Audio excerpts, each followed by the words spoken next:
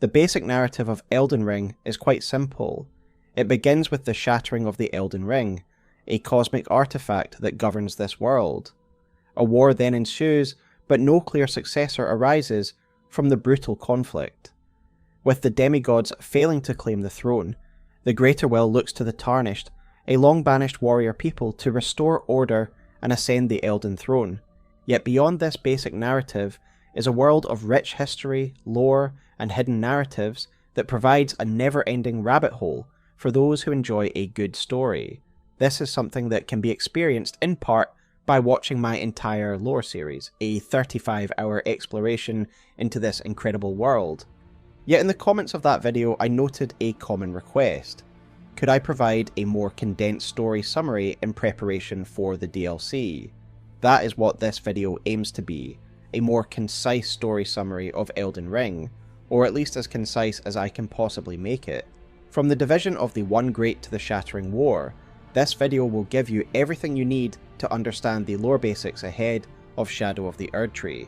So join me this week as we explore the lore of Elden Ring, and remember that if you enjoy Elden Ring lore, then consider liking this video and subscribing to the channel. The Elden Ring itself is the most important artifact in the lands between, and so it is fitting that we begin with it and its arrival in this world. The item description of the Elden Star's incantation reads the following. This legendary incantation is the most ancient of those that derive from the Erdtree. It is said that long ago, the Greater Will sent a golden star bearing a beast into the lands between, which would later become the Elden Ring. There are a number of important pieces of lore to be found within these few sentences. The first is that the Elden Beast and the Elden Ring are one and the same. This is what is also visually communicated to us in the final battle of the game as well. Radagon holds the Elden Ring within his body, but when he is defeated, the Elden Ring's avatar arises from the mist. Another visual detail which communicates this is a crack present along the Elden Beast's stomach, highlighting that this beast is the Elden Ring that was shattered by Marika. We learn more about the Elden Ring and beast via its remembrance, which reads the following. It was the vassal beast of the Greater Will, and living incarnation of the concept of order. If the Elden Beast is the living avatar of order, then the Elden Ring is an artifact through which order is imposed. You see, the Greater Will never interacts directly with the lands between. The Elden Beast is its vassal, meaning it rules here on behalf of the Greater Will. The two fingers are described in a similar fashion via the Nox Mirror Helm, which reads, worn by those committed to high treason, it wards off the intervention of the Greater Will and its vassal fingers. We begin to see a picture emerging of the Greater Will's limitations.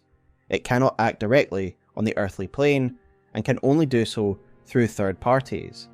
The Elden Ring, the Elden Beast, the Two Fingers, and Marika herself. Enya tells us that Marika's position of God is basically a chosen earthly representative of the Greater Will, and vessel for the Elden Ring. Queen Marika is the vessel of the Elden Ring, carrier of its vision, a god in truth.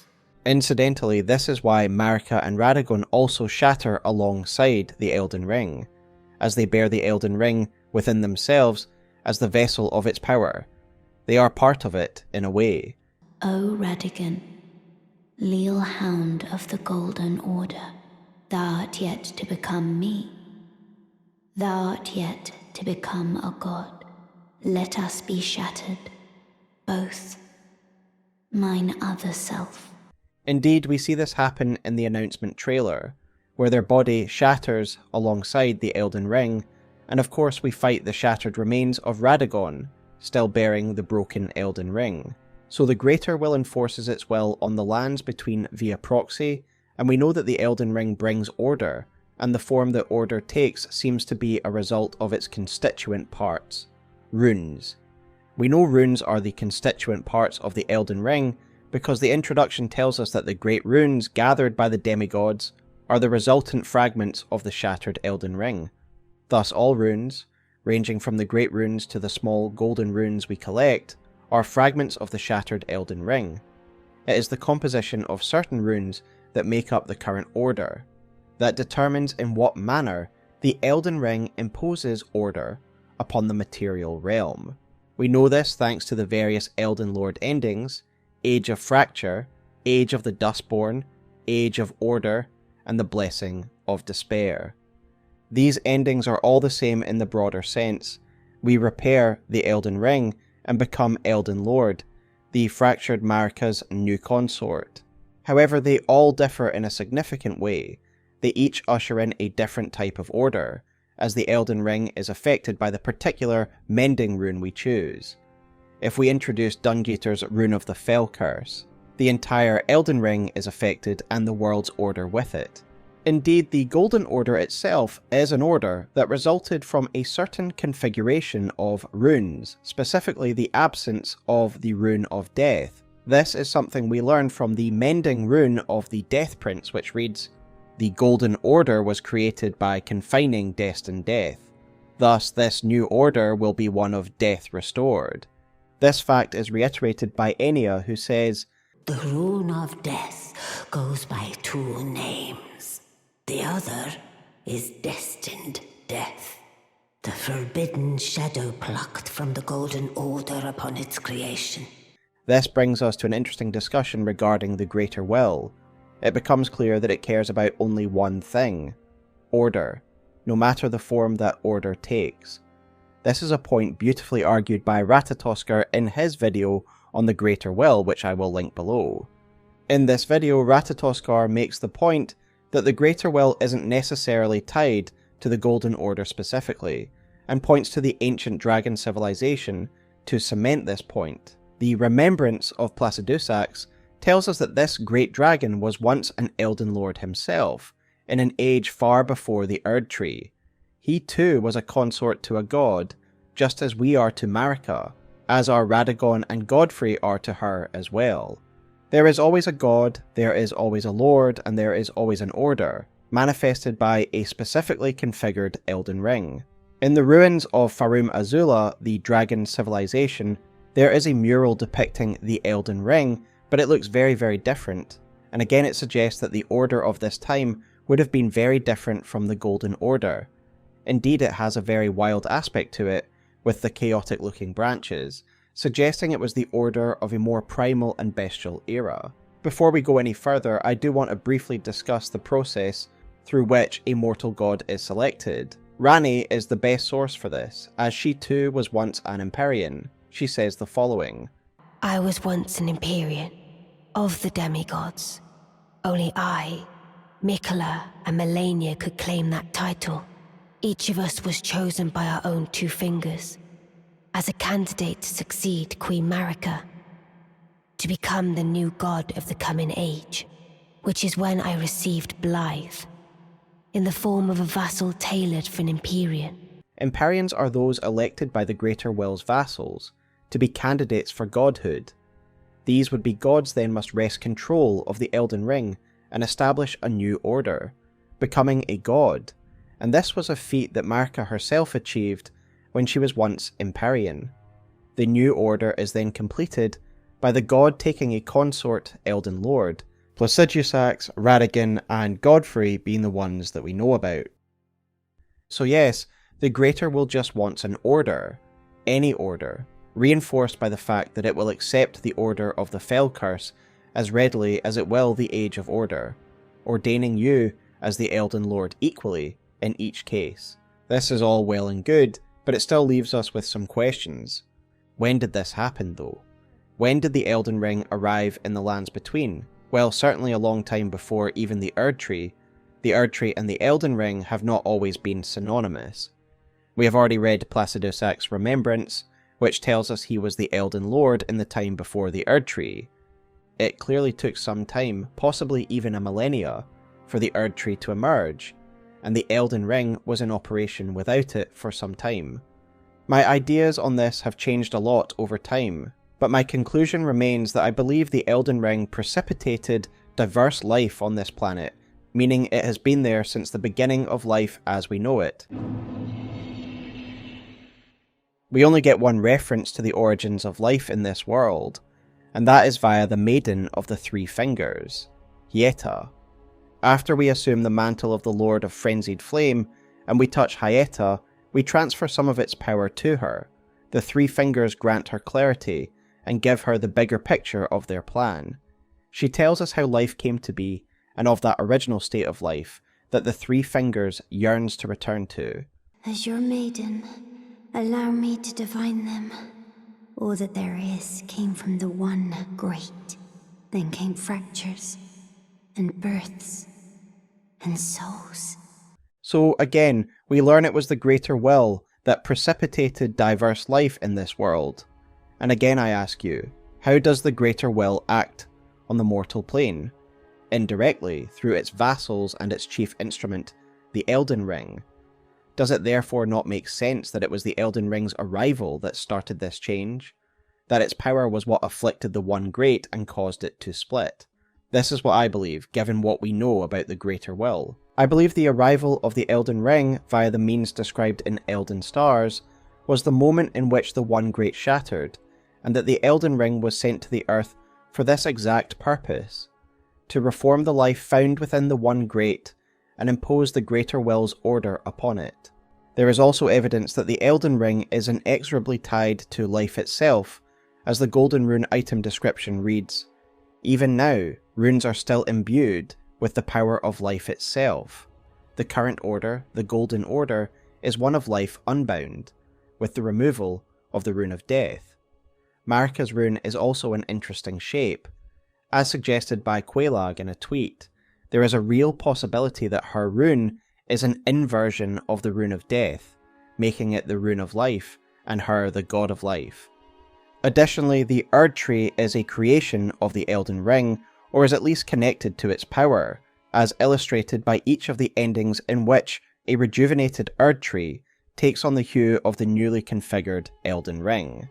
This is significant as the Erdtree itself acts as the nexus of life in the lands between. All life is returned to the Erdtree via its burials, and as is pointed out by Tarnished archaeologists in their video series on life, there are murals in the catacombs that suggest death is recycled, life being born from the boughs of the Erdtree. We know for a fact that the earlier form of the Erdtree during the Age of Plenty would bear dew, which itself contained life. We learn this from numerous items, such as the amber medallions that contain the hardened amber of the Erdtree, described as containing a primordial life energy. Indeed, the vital energies of the amber do seem to boost the vitality of the bearer in different ways. The Erdtree is, or at least was, a life-bearing tree, the source of primordial life itself, which makes sense when you consider the preceding form of the Erdtree, the Crucible. We learn that the Erdtree was once the Crucible via the Godskin Noble set, which reads, "Nobles are the most ancient apostles who are said to have assimilated inhuman physiology, not unlike the Crucible, the Erdtree in its primordial form." Indeed, it seems as though the physical form of this Crucible was itself somewhat tree-like, as Siluria's spear is said to be modelled on the Crucible, and it takes on a wild arboreal form. We learn more about the role this Crucible played in regards to life via the aspect of the Crucible incantations, which reads the following. This is a manifestation of the Erdtree's primal vital energies, an aspect of the primordial Crucible where all life was once blended together. Now, in the past, I have certainly been guilty of overcomplicating the nature of the Crucible and the era in which it occurred. In the past, I have theorized it merely occupied the period before the Erdtree, with some overlap with the Age of Dragons and the Beastman civilization. However, in starting afresh for this video, I believe the truth is far simpler. That truth being that the Crucible has existed since the beginning of diverse life, since the splitting of the One Great. The description of the aspect of the Crucible incantation contains a few key words. The Crucible was the place where all life was once blended together, and it is the primordial source of life. If all life had to have come from the Crucible at some stage, it means that it has always existed, at least until it was replaced by its new form, the Erdtree. After all, Siluria's spear, modelled after the Crucible, has its name taken from the real-world Silurian period, one of the earliest eras in the Earth's history. The Crucible was the form that the One Great took after it had split, following the Greater Will's interference. The One Great and Crucible are therefore overlapping moments in the history of evolution, and thus it makes sense that they are described using similar language. Both are a stage of evolution where life was blended together. They are an overlapping stage of evolution, but both moving in the opposite direction. The Crucible is the blended form of life prior to diversification. It is the Crucible of evolution. Conversely, the Frenzied Flame wishes to reduce life to a similar state as the goal in of itself, to return things to the One Great. So to surmise, there was the One Great, a form of singular uniform life, and then came the Elden Ring, which imposed the Greater Will's power upon it, causing it to break and become the Crucible. From the Crucible emerged all life, and in time this Crucible would become the Erdtree, the new nexus of life, and they both represent a distinct moment in evolution, with the Erdtree representing the advent of civilization, but we will get into that shortly. So the Crucible era began, and the earliest civilization that we know of under this greater epoch was that of the Ancient Dragons, fitting given they can easily represent this world's version of the dinosaurs. In my Ancient Dragons lore video, I had theorized that there could be a reason that dragons were the first beings on this earth. Zuli the Witch's video on Fortisax and the dragons highlights the fact that under their stone scales, the dragons have golden skin. This is most easily seen on the great wounds on Placidusax's body. Additionally, Placidusax, Elden Lord of his kind, breathes a very unique fire, a golden fire. The gold colour itself suggests a link to the Greater Will, but doubly so when you consider there is another being that breathes golden fire, the Elden Beast itself. The Elden Beast has a very draconic form. Is it possible that these first life forms were made in the image of God? Perhaps, but what is clear is that this was the civilization that first acted as living vassals for the Greater Will, as we have noted, or the power structure they had: an Elden Lord, a god, and the Elden Ring.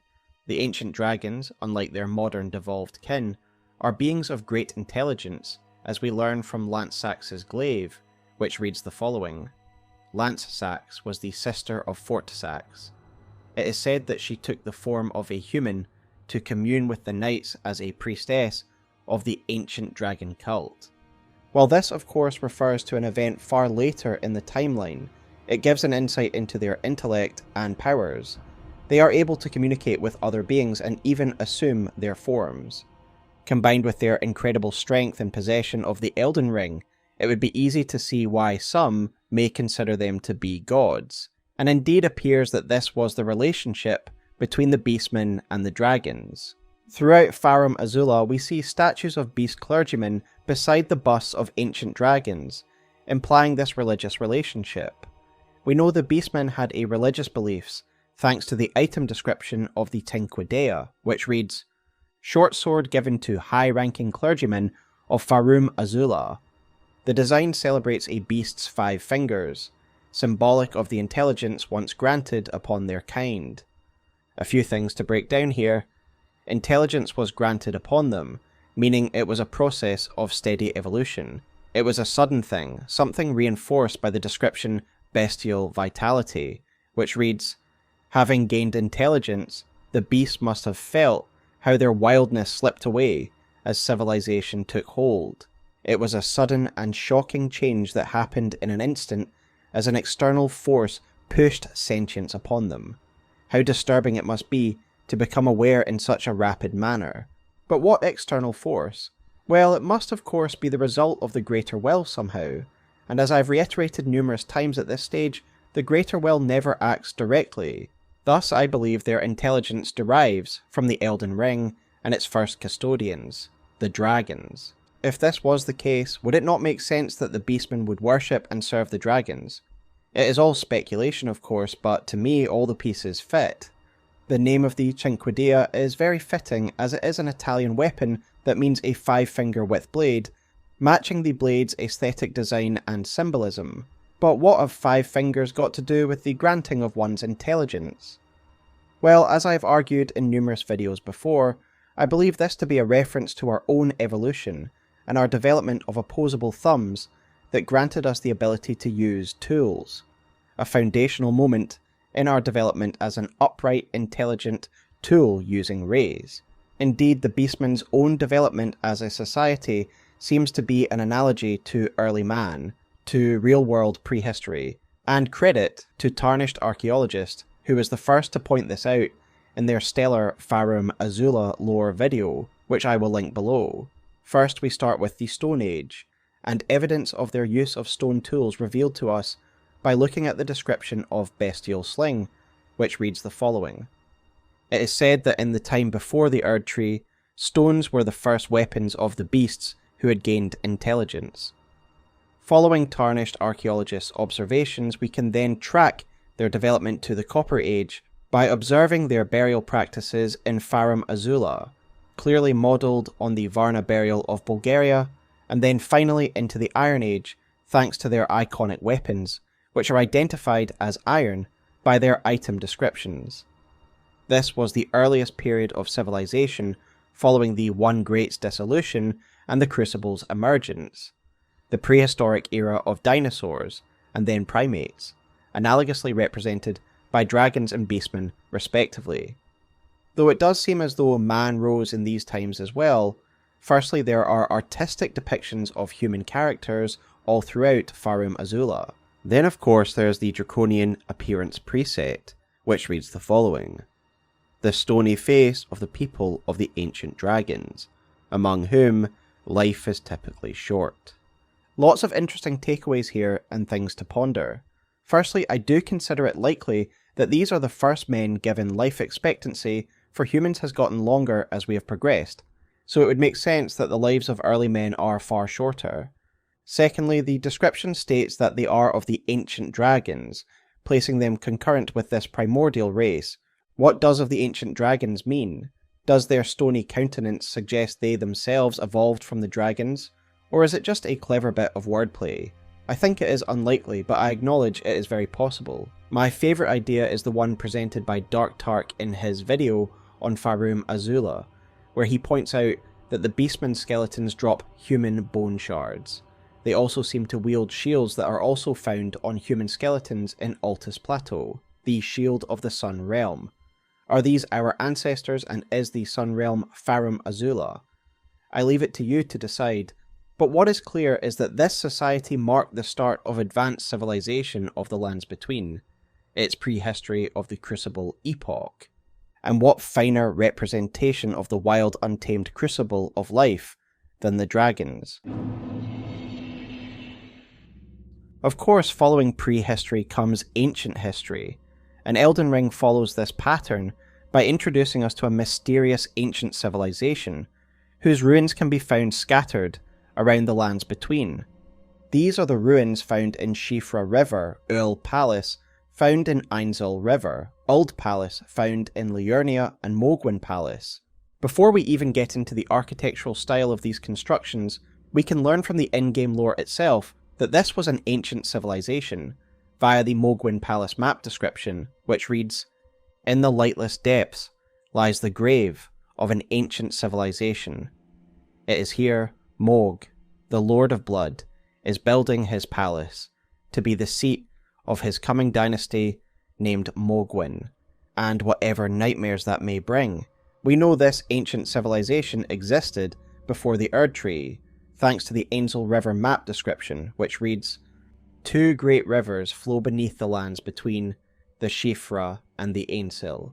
This vast region is said to be the grave of civilizations that flourished before the Erdtree." Reinforcing the fact that this civilization flourished in the lands between's ancient era is the choice of architectural inspiration. Few will miss the obvious reference to the classical Greek Parthenon in Mogwyn Palace, and in general the Roman and Greek-inspired columns that support the majority of the buildings. There are some other ancient civilizations mixed in here, as well as noted by content creator Quailag. There is some Sumerian influence, given that the various obelisks found throughout the ruins are clearly modelled on the black obelisk of Shalmaneser III. Additionally, Tarnished archaeologist has highlighted in a number of videos that the large disc found at the foot of Elden John is modelled on the Babylonian world map, and I would direct you to both of these creators if you'd like a closer analysis on the ancient civilization. Central to this civilization clearly is the aforementioned Elden John, obviously a figure of some importance to this civilization, a religious figure, prophet, or leader. What is interesting is a detail that first came to my attention via Tarnished archaeologist's video on the ancient civilization, where it was pointed out that the tablet held by this preacher has the inscription of a tree upon it. As I explained earlier, I now have a far simpler perspective on the Crucible now, that it emerged from the beginning of life on this earth. Thus, the tree depicted on the plaque of this preacher is likely just a depiction of the Crucible, in my opinion. It is therefore possible that this figure was either the Elden Lord or God of a new order, following the fall of the dragons, but that is just unbridled speculation. The main takeaway of this section should be that there were plenty of pre-Erdtree civilizations that rose and fell in the foggy past of the Lands Between's early history, and who knows how many Elden Lords there could have been between Placidusax and Marika, but we know there were many cultures, societies and practices that existed in this time. For example, before the Erdtree would come to dominate funerary practices via Erdtree burial, another force existed to administer such rites, the Deathbirds.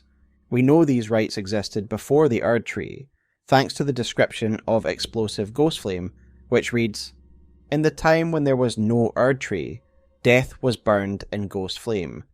Deathbirds were the keepers of that fire." We know these rites must have been fairly organised and embedded in society, as priests seemingly accompanied these birds, a fact alluded to in the description of Death Ritual Spear. These rites, involving the dead being burned in Ghostflame by the Deathbirds, left a significant cultural footprint in the Lands Between, as they became symbolic of death itself, much like the skull has for us in the real world. We see this in the Mausoleum Knights, who wear the wings of the Deathbirds on their back, signifying their undying service to their lords, whereas the Ravenmount Assassins bear the aesthetic of the Deathbirds and emulate their movement, becoming them, representing their role as bringers of death.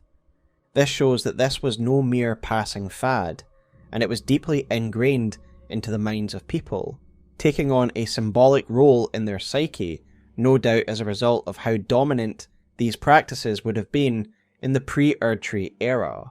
There are countless other examples of small communities and cultures of this era, but those are quite beyond the scope of this video. There were also some significant cultural developments taking place in the Mountaintops of the Giants here, and the best introduction to this is learning of how the Fire Giants first took these mountains. We learn of this fascinating event via the description of Borealis's Mist, which reads, "The ice dragons were once lords of the mountaintops long ago, until they were defeated by the fire giants and chased from the peak. These ice dragons follow the physiology of what we know to be modern dragons, and so it's worth making a brief diversion to explain these devolved descendants. We know there is indeed an ancestral link between the two subspecies of dragons via lightning strike, and we learn of the main difference between modern and ancient dragons via Dragon Wound Grease, which reads the following. When the dragons were born from their ancient kin, they lost their stone scales, which can now be used to cause them mortal harm. These are a devolved form that emerged from the ancient dragons, and in a lot of ways they are lesser and more bestial in appearance than the regal and intelligent ancient dragons. Indeed, this follows the same design choice that we see in Dark Souls. The ancient dragons of that world also had stone scales of immortality, and over time they too had devolved kin. In both series the ancient dragons have stone scales and 4 legs, whereas their lesser drake or modern kin only have 2, perhaps being closer to what we'd call a drake. The modern dragons also do not wield lightning as the ancient dragons did, employing more traditional dragon's breath, albeit of different elements depending on their environment or diet. They behave more like animals as well, where the ancient dragons built a civilization, the modern dragons have territories or nests. That being said, they aren't fully unintelligent, as we get evidence of dragons swearing loyalty to characters like Ranni and the Carians.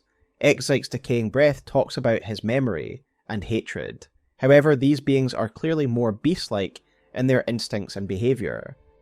With that said, let us return to the ice dragons, Borealis' kin, who clearly took roost in the mountaintops of the giants. Then they were driven from here, via the fire giants. But where did these fire giants come from? We get no clear answer on this, but what is clear is that they settled here henceforth, and began to build the foundations of their own civilization. The giants are far from mindless beasts. We learn that the art of smithing was first developed by these beings via the hammer item description, which reads, "Hammer comprised of a large stone affixed to a metal handle." Originally, a blacksmith's tool. The art of smithing is said to have originated among the giants. This weapon's striking attacks boast ample weight behind them. This is no surprise when we consider the most central artifact of their culture is the Great Forge, which contains the Flame of Ruin. Given this flame is the manifestation of their god, it's likely that the art of smith was passed down by their god, a fascinating idea when you consider that many would use this art to raise the sword against the same god in the future. Regardless, the forge itself is an impressive construction, and is similar in style to the other grand arches found in the mountaintops, showing us that the giants were builders. The giants were not alone on the mountaintops, however. There are the ancient people known as the Zamor. We learn that these people are old enemies of the giants via their armor set, and they would finally get their revenge on the giants by joining with the Erdtree forces, something we learn of via their armor set as well. We don't get the reason behind this animosity, however symbolically it appears elemental and symbolic. While the fire giants represent fire, the Zamor represent the ice of the mountains. Specifically, they are associated with the school of frost magic, as we can see from the abilities they use and the Zamor ice spell, which reads, "Cloaked in icy tempests, the Knights of Zamor have challenged the fire giants since ancient times." The rest of the spells in the Cold School are associated with the Snowy Crone and Ranni, and as I speculated in my Bloodstar lore video, I believe that the Snowy Crone learned from the Zamor's original cold magic to develop her own before teaching Ranni and potentially Alberich, an interesting legacy to consider. However, the fire giants were not hostile to every community they came into contact with. In fact, they existed peacefully alongside another culture on the mountaintops, the early astrologers. This is something we learn via the Sword of Night and Flame, which reads, "Astrologers, who preceded the sorcerers, established themselves in mountaintops that nearly touched the sky, and considered the fire giants their neighbours." As this sword illustrates, the astrologers of the mountaintops are extremely important to the story, as they are the ancestors of the Glintstone sorcerers and the Carians. While Glintstone sorcerers may not continue these traditions directly, they did still evolve from them, as is told to us by the preceptor's big hat, which reads, "Glintstone sorcerers are the descendants of astrologers," a fact that the Carians remain aware of. Indeed, astrology is still the foundation of Carian culture, more so than the rest of Raya Lucaria. Rennala herself was still an astrologer when she discovered her full moon, a fact told to us by Stargazer Heirloom, which reads, "The young astrologer gazed at the night sky as she walked. She had always chased the stars every step of her journey. Then she met the full moon, and, in time, the astrologer became a queen." So while the Carians' dynasty was founded upon the power of Rennala's moon, they still retain a lot of astrologer practices. For example, they employ preceptors, advisors, teachers, and fate readers of the Carian royals, who are still very much concerned with the reading of fate within the stars. The telescope item description also implies that the Carians relied upon astrology heavily, until the reign of the Erdtree, when the two houses would be linked by marriage, and likely Carian traditions may have been displaced by Erdtree ones. So this is where the culture of Liurnia began and where sorcery began, and we can find traces of this civilization still in the mountaintops of the Giants. We can find astrological basins and of course stargazer ruins, almost certainly the ruins of where these astrologers once lived. At some stage the astrologers will have migrated to the lower basins of Liurnia, but why did they do this? Well, for those who became glintstone sorcerers, it will have been because of that miraculous material, glintstone. We know that it was an astrologer who first discovered glintstone and the primeval current, thanks to the description of the founding reign of stars, which reads, "Thought to be the founding glintstone sorcery." The glimpse of the primeval current that the astrologer saw became real, and the stars amber rained down on this land. We know that the term stars amber is a reference to glintstone, as this is the exact same way the Selen describes the material. If glintstone rained down from the sky, and the vast majority of it can be found in Liurnia, it makes sense that there would be a mass migration down to the basin in order to study this miraculous material. It contains the very life stuff of the stars themselves. Our art draws upon the powers embedded in glintstone. But what is the nature of such power? Glintstone is the amber of the cosmos. Golden amber contains the remnants of ancient life and houses its vitality, while glintstone contains residual life, and thus the vitality of the stars. It should not be forgotten that glintstone sorcery is the study of the stars and the life therein, bringing them far closer to the stars than the towering mountaintops ever could, and in this migration and shift in study, we find the very foundations of Liurnia and the beginnings of glintstone magic. With that all said, let us shift our attention back to the Crucible and the era immediately preceding the Erdtree. As I stated at the onset of this video, I believe that every event and culture we have examined thus far, up to the start of the Erdtree Era, all take place during the time of the Crucible. With that said, we haven't yet examined the culture and beings who are most thematically linked with the Crucible, so let's do that now. As I've noted, the Crucible was the prior form of the Erdtree, and thus it is no surprise that in these early times it would have taken on a similar role in a religious sense. This is very much told to us directly by the Crucible Knot, Feather and Scale talismans, a vestige of the Crucible of primordial life. Born partially of devolution, it was considered a signifier of the divine in ancient times, but is now increasingly disdained as an impurity as civilization has advanced. As you can no doubt sense from the wording used here, there is a clear thematic distinction being made between the age of the Erdtree and the age of the Crucible. The age of the Crucible is one of rampant warfare, chaotic and violent life, whereas the age of the Erdtree is the onset of civilization and order. Indeed, also separating these two periods are the colours associated with them. While both are represented by gold, which is fitting given the connection to the Greater Will, they are different shades of gold. We learn of how red gold is associated with the Crucible via the gilded Great Shield, the shield of Godric's knights, and it reads the following. The red tinge in the gold coat mirrors the primordial matter that became the Erdtree, the colour of homeward yearning.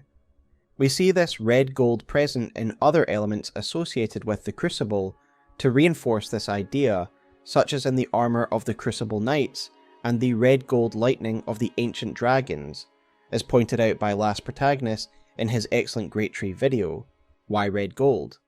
Well, I think Hawkshaw answers this question perfectly in his incredible Elden Ring Colours video, which I will link below.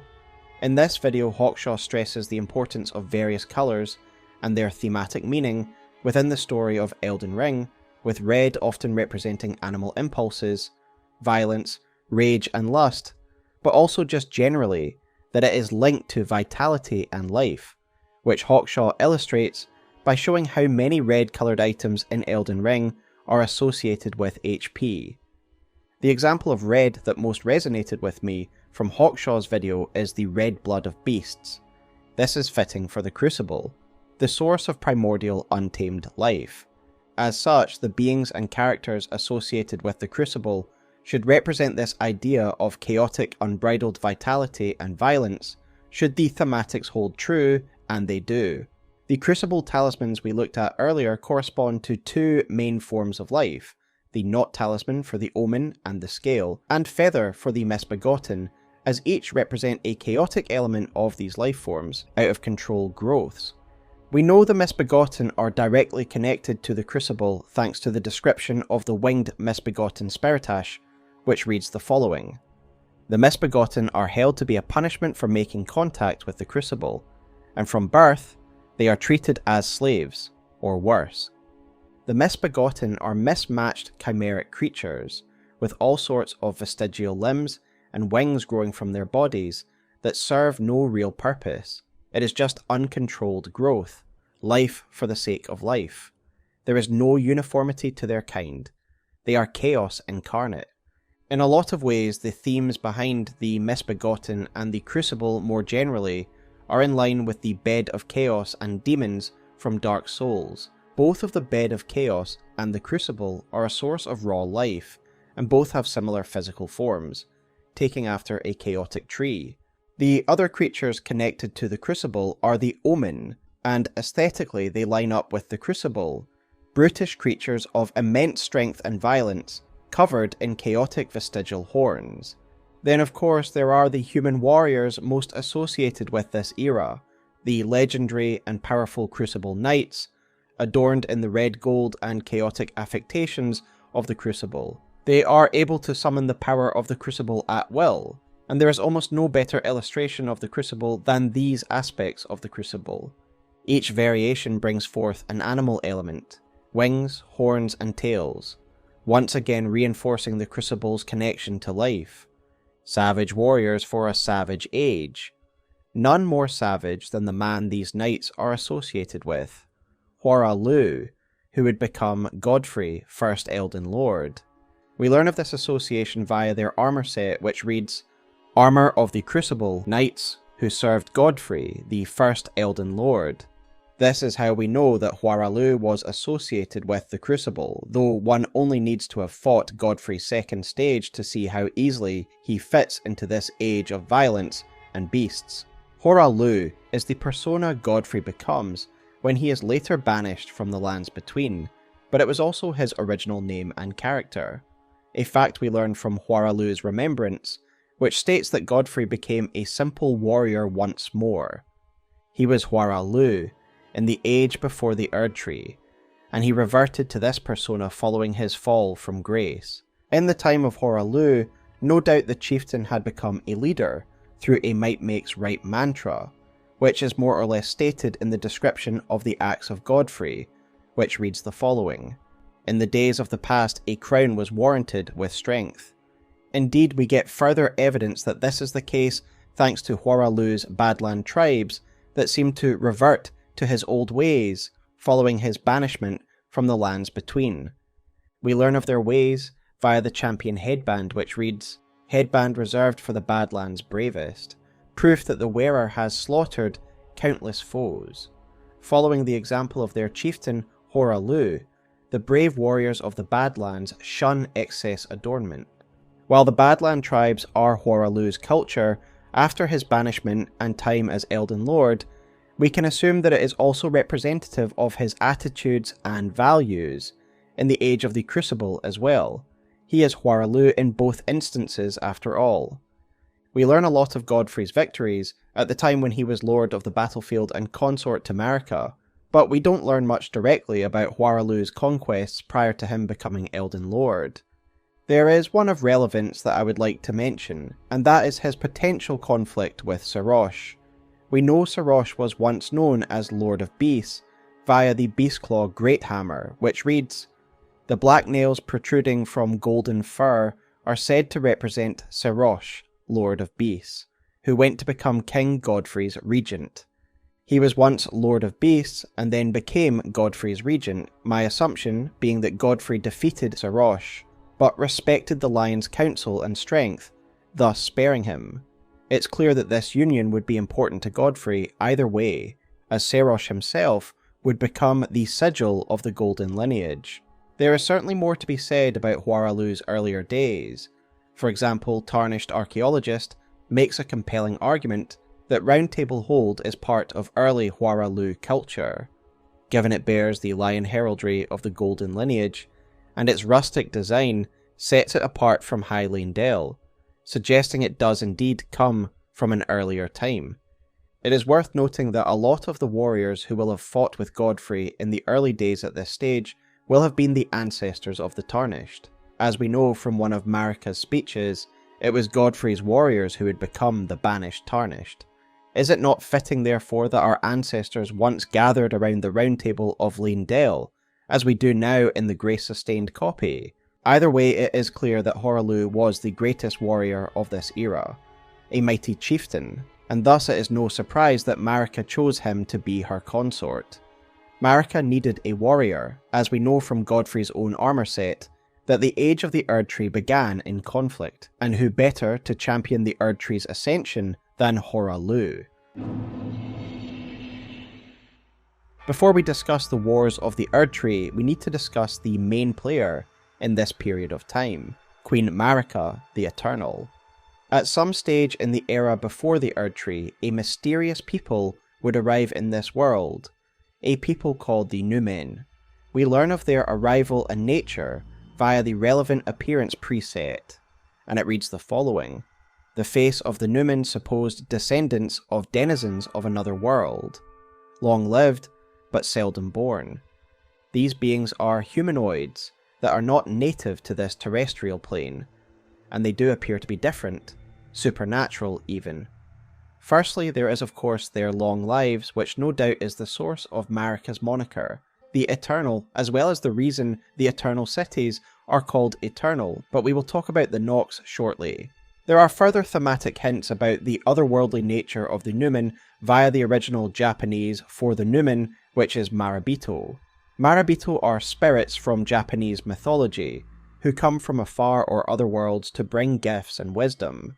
So at some stage these beings arrived from another world to settle in the lands between, and this is where we start to touch on lore that would certainly be touched upon in the DLC. The flavour text for the DLC tells us that the Land of Shadows is the place where Marika first set foot, highly suggesting that these were the lands that the Numen first made landfall. There is also something extremely interesting that was said by Miyazaki in an interview with Famitsu, in which he said, "In fact, the Land of Shadows is the place where Marika became a god, and the Golden Tree was born. Naturally, there was a culture that existed before the Golden Tree, and the line dance character is derived from that culture."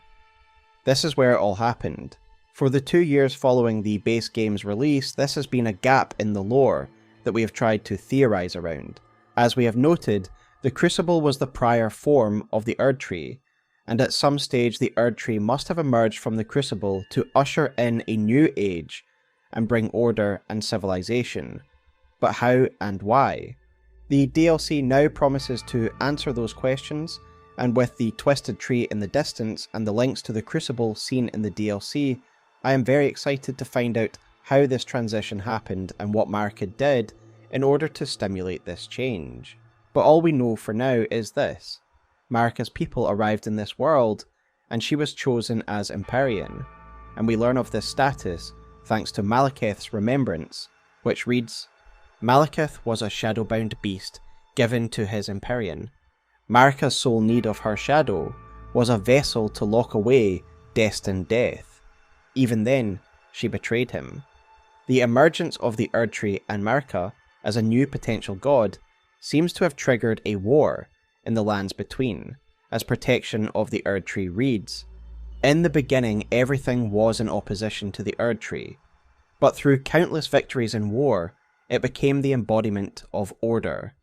Everything was in opposition to the Erdtree in the beginning, and this should come as no surprise given everything we have discussed up to this point.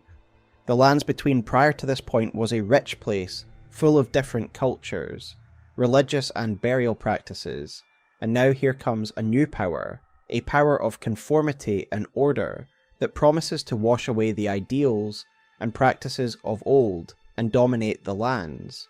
It is easy to see that many would not be fond of what the Erdtree represented, and they were right to fear it. given the fact that elements more associated with the Crucible would soon become oppressed, isolated and enslaved under this new order. Hoaraluz's transformation into Godfrey is itself an illustration of the transition from the Crucible to the Erdtree Era. We know that the chieftain known as Hoaraluz became the lordly Godfrey in order to conduct himself in a way more becoming for the new age of civilization. He did this by taking on his two most iconic symbols, both of which neutered his bestial, Crucible-esque nature, his axe and his lion companion Serosh. The description of his axe tells us that it was symbolic of his vow to conduct himself more like a lord, from chieftain to lord. Godfrey's companion Serosh, while a remnant of the beasts and their civilization, does not add to Hoaraluz's violent nature, but in fact serves to drain it. We learn of this via the Godfrey icon, which reads, "Godfrey was a ferocious warrior. When he vowed to become a lord, he took the beast regent Serosh upon his back to suppress the ceaseless lust for battle that raged within." Indeed, this was no doubt what was expected of a lord of this new order.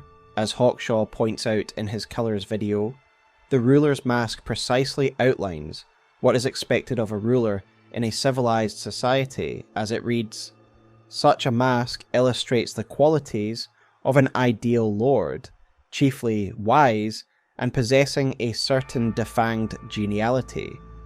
One at the centre of society often finds these qualities most expedient.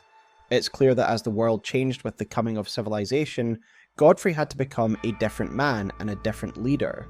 But this doesn't mean that the fighting was done. After all, we know that Godfrey was the lord of the battlefield, and his armour details a number of conflicts. This is the era I call the Erdtree Wars, the war for supremacy that brought the lands under the control of Marika's Erdtree order. But really the most pivotal moment of this era, and the conflict we know most about, is the War of the Giants. We know this was the final conflict in this era because of the relevant war memorial, which reads, "The war against the giants, champions battle, trolls betray, fire vanquished, the era of the Erdtree begins." The end of this conflict marked the beginning of the Erdtree Era proper, the last of its great enemies to fall. This passage also touches on the likely reason that the Erdtree forces declared war on the giants: fear of the flame. Fear of the flame has long been a part of Erdtree society, and we see this demonstrated in the item description for fire's deadly sin, which reads, "The prophet despaired, looking up at the Erdtree, for soon the kindling would burst into flame, bringing ruin. The burning of the Erdtree is the first cardinal sin. That is not the domain of mere men." The fact it is named the first cardinal sin to me implies this was one of the first fears and rules laid down by the early Erdtree order. It seems as though prophets would begin to have visions of the Tree of Flame. The Catch Flame incantation tells us more about such prophecies, as it reads, "The flame of ruin is anathema to the Erdtree," but prophets sometimes glimpse it within the faith all the same. Sadly, when this occurs, their sole reward is banishment. The Erdtree order tried to suppress such prophecies, as we learned such prophets would have been ostracized. Indeed, this seems to be the role of the prophet starting class. The flavor text for which reads, "A seer ostracized for inauspicious prophecies," and their robe set reads something similar, and reinforcing that the prophet starting class saw this vision in particular is the fact it does indeed start with the Catch Flame incantation.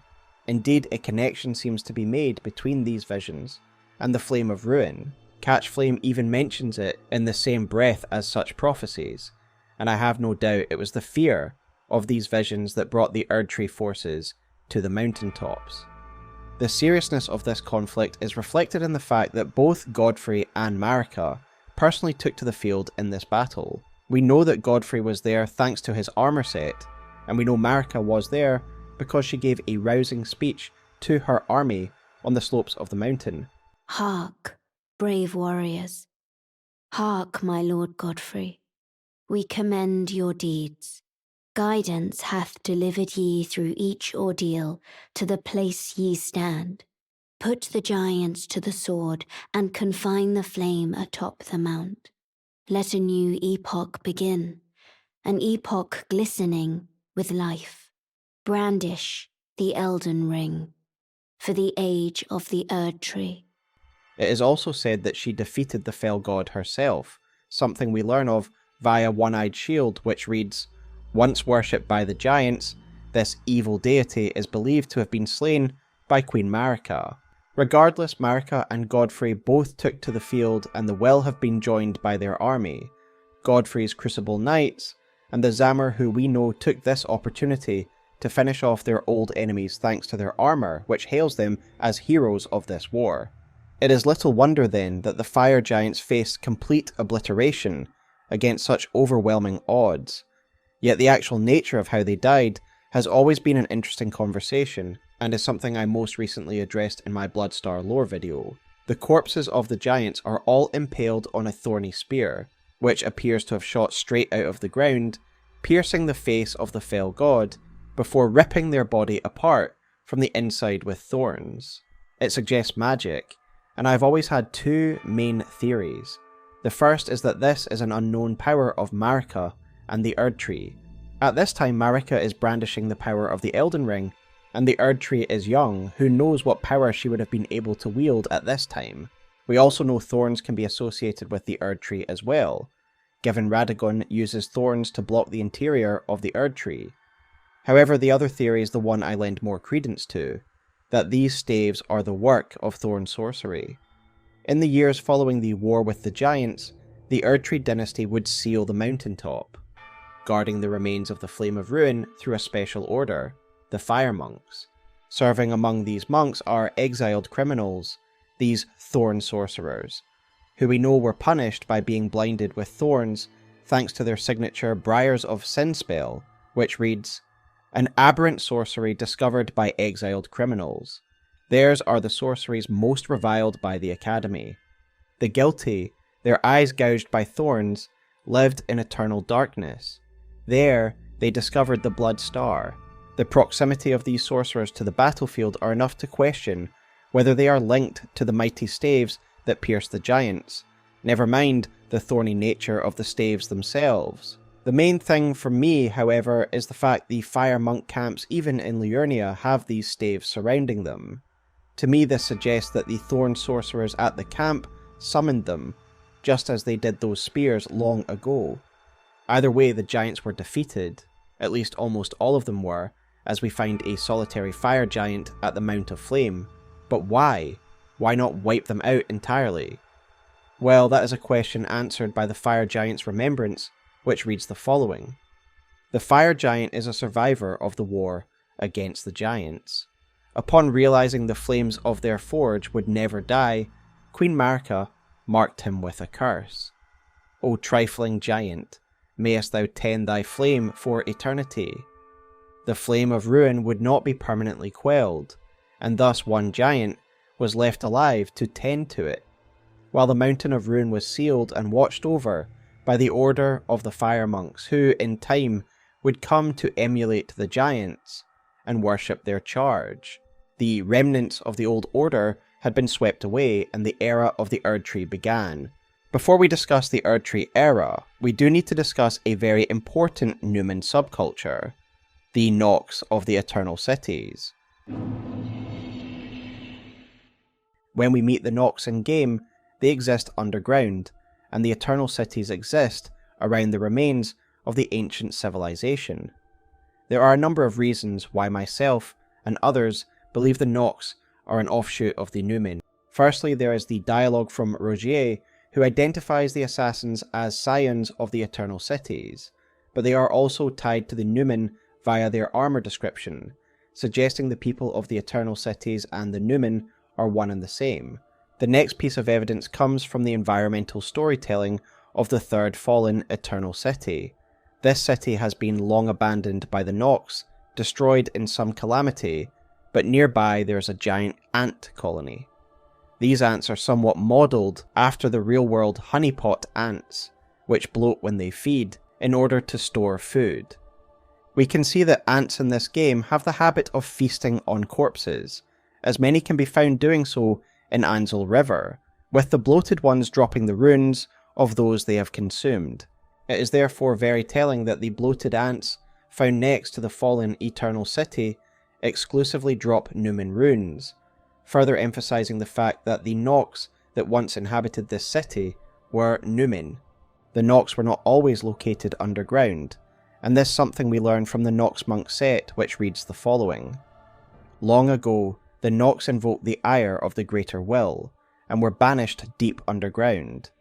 Now they live under a false night sky, in eternal anticipation of their liege, of the coming age of the stars, and their Lord of Night. What did the Nox do to evoke the ire of the Greater Will? Well, they were involved in the Night of the Black Knives, but this is a far more a recent event, and I doubt it would be described as taking place long ago. Instead, I believe the Nox killed, or at least attempted to kill, one of the Greater Will's two fingers, and this act of sacrilege earned their banishment below ground. If we choose to work with Ranni, we learn that she is trying to free herself from her two fingers. Being Empyrean, she was assigned one in her youth. In order to do so, she asks us to retrieve a certain artifact from the Eternal Cities, the Finger Slayer Blade, a special knife that has the ability to kill the two fingers. The item description for this blade reads the following. The hidden treasure of the Eternal City of Nokron, a blade said to have been born of a corpse. This blood-drenched fetish is proof of the high treason committed by the Eternal City and symbolises its downfall. Cannot be wielded by those without a fate, but is said to be able to harm the Greater Will and its vassals. This blade is very special, and was clearly made of some dark forbidden magic. The description also tells us that this is a blood-drenched knife, and this is before Ranni uses it on her own two fingers, leaving me to conclude that the Nox had already used it on her two fingers in the past. Whatever the reason, it is clear that the Nox are no friends to the Greater Will or Marika's rule. Once they were Numen, now they are the Red-Eyed Nox. Even their name, which is Latin for night, seems to have been chosen to represent their opposing ideas. The armor set we just read tells us the ultimate goal of the Nox, to bring about the Age of Stars and their Lord of Night.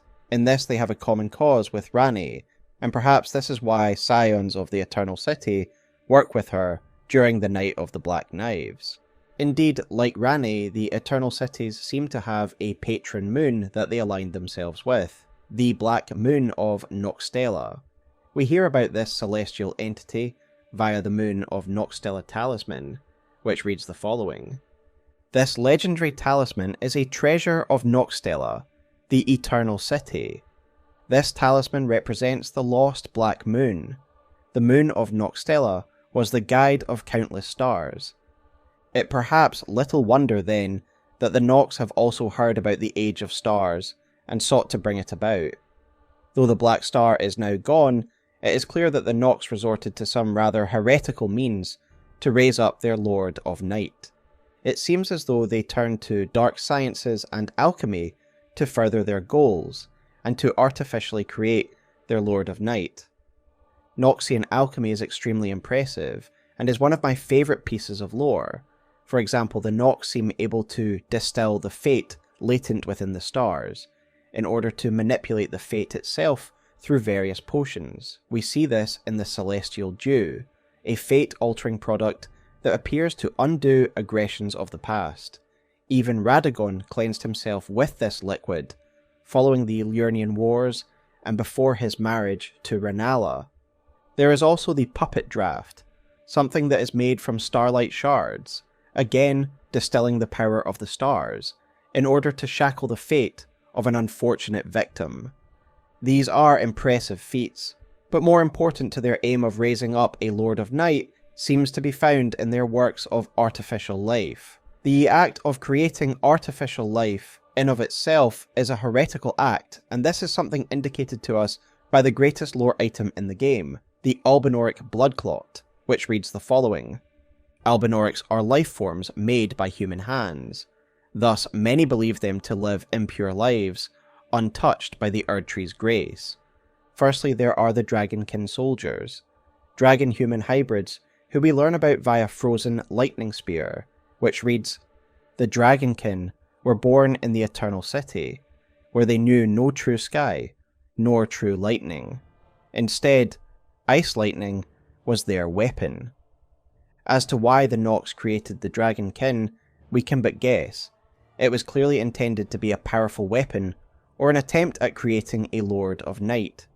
Given the dragons were the ruling force in ages past, an Elden Lord among them, it isn't too difficult to believe that the Nox would look to the past for their Lord of Night. However, these abominations were clearly abject failures, and so other artificial life forms would be created in pursuit of their aims. We had mentioned the Albinaurics before, and there is plenty of circumstantial evidence that the Nox were the original creators of these beings. The main piece of evidence is actually a cut dialogue from Thops, who would have said, "Oh, one more thing, beware the Albinaurics, accursed souls born of a forbidden rite of the Eternal City.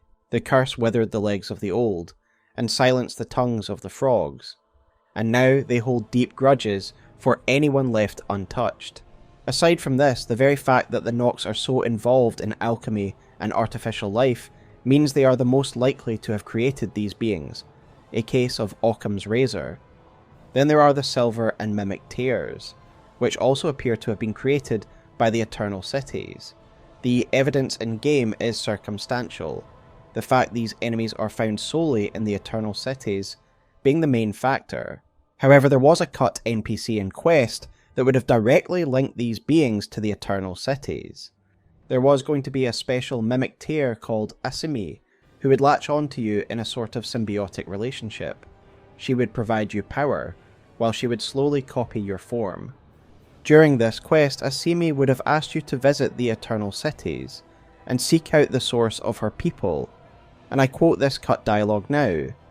"My Lord Host, Great Lord Host, may I ask something of you? A chalice is close by, the cradle of my kind.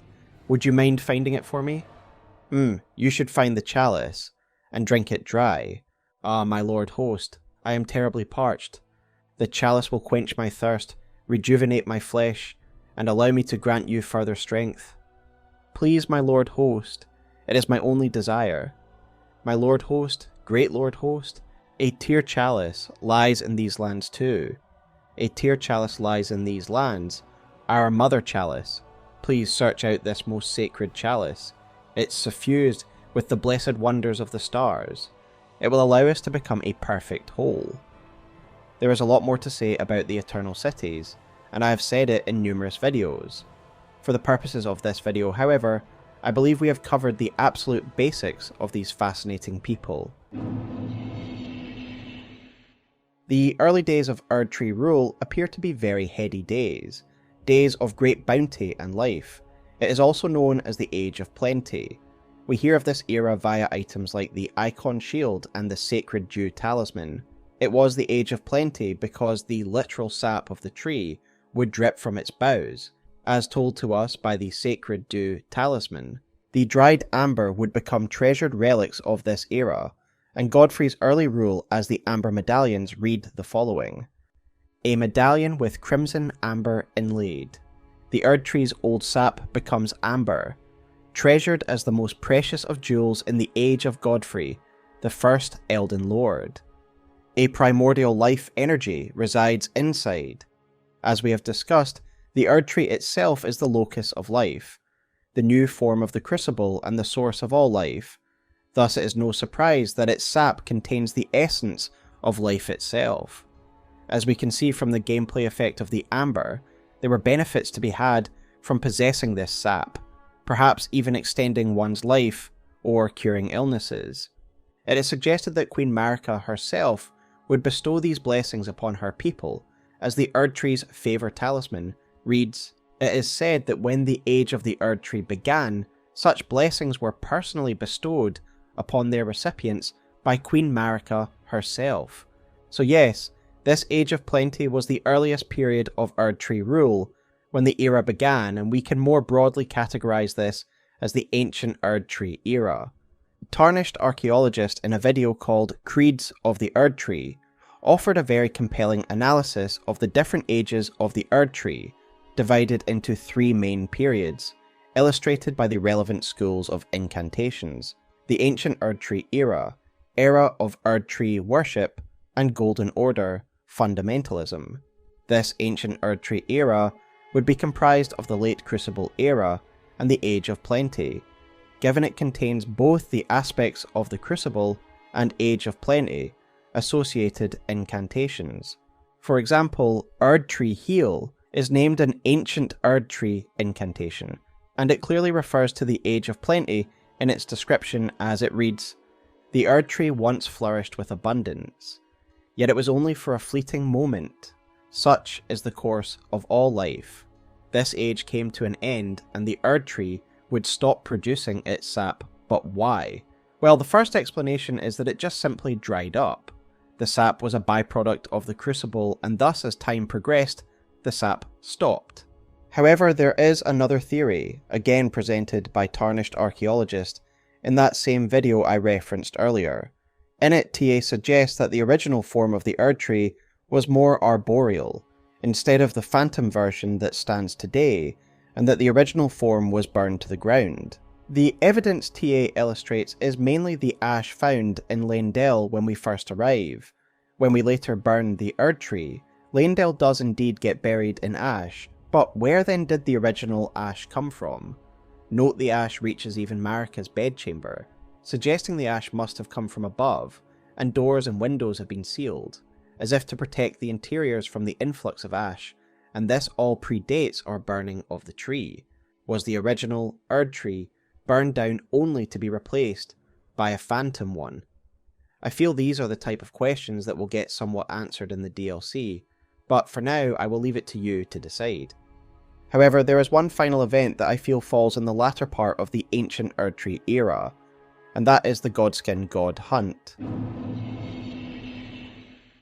The reason I place this event here is mainly down to the Black Blade incantation, a reflection of Malekith's death-imbued blade, which has the sigil of the ancient Erdtree era as its sigil. For a more in-depth discussion in general regarding the placement of this event, I would refer you to my Gloam-Eyed Queen lore video. This movement was centred around the figure known as the Gloam-Eyed Queen, and we can learn a little about them via Black Flame ritual, which reads the following. The Gloam-Eyed Queen led the Apostles. It is said that she was an Empyrean chosen by the Fingers. As we discussed earlier in the video, Empyreans are those elected by the two Fingers as potential candidates for godhood, meaning this Gloam-Eyed Queen was a sanctioned candidate of the Greater Will, and thus the sinister Godskin God Hunt is just a dynastic struggle in the grand scheme of things. Clearly the Greater Will was happy for this to play out how it would, with an order of death being as viable as Marika's. Of course, the Gloam-Eyed Queen's army was made up of the Godskin Apostles, beings who wielded the Black Flame of Death. The Gloam-Eyed Queen seemingly raised these beings from birth, a fact learned from the Godskin Swaddling Cloth, which reads, "The Gloam-Eyed Queen cradles newborn apostles swaddled in this cloth. Soon they will grow to become the death of the gods." To me, this suggests that the Godskins are not naturally born and recruited from normal populations. They are created for this singular purpose, and raised by the Gloam-Eyed Queen from birth. One speculative idea is that the Godskins are either beings created from the Queen's magic, infused with the power of the Black Flame from birth, perfect vessels for its power. Indeed, it is suggested that the Godskins literally hold the Black Flame within them, as Black Flame's protection reads, "The Apostles were all embraced by the Gloam-Eyed Queen, and the Black Flame was their armour within." The other potential is that these are artificial life forms created by the type of alchemy we already examined when we looked at the Nox. We learned that this flame harnessed the power of the Rune of Death and could slay the gods, as Scouring Black Flame reads, "The Black Flame could once slay gods." But when Malekith sealed Destined Death, the true power of the Black Flame was lost. This of course would make the Godskins fearsome opponents to Marika and her family. The item description of Noble Presence makes it clear that this was a god hunt, with the apostles actively seeking to murder the gods and their followers. Their robes themselves are extremely suggestive. Are they truly made of god skin? If so, how many of Marika's kin fell to these apostles before being skinned? However, the item description only says that it is made of skin, and there is evidence that it is regular human skin. For at the windmill town of Dominula, there is an unusual festival taking place. The grim nature of the festival becomes clear when you speak to the ghost of one of the villagers.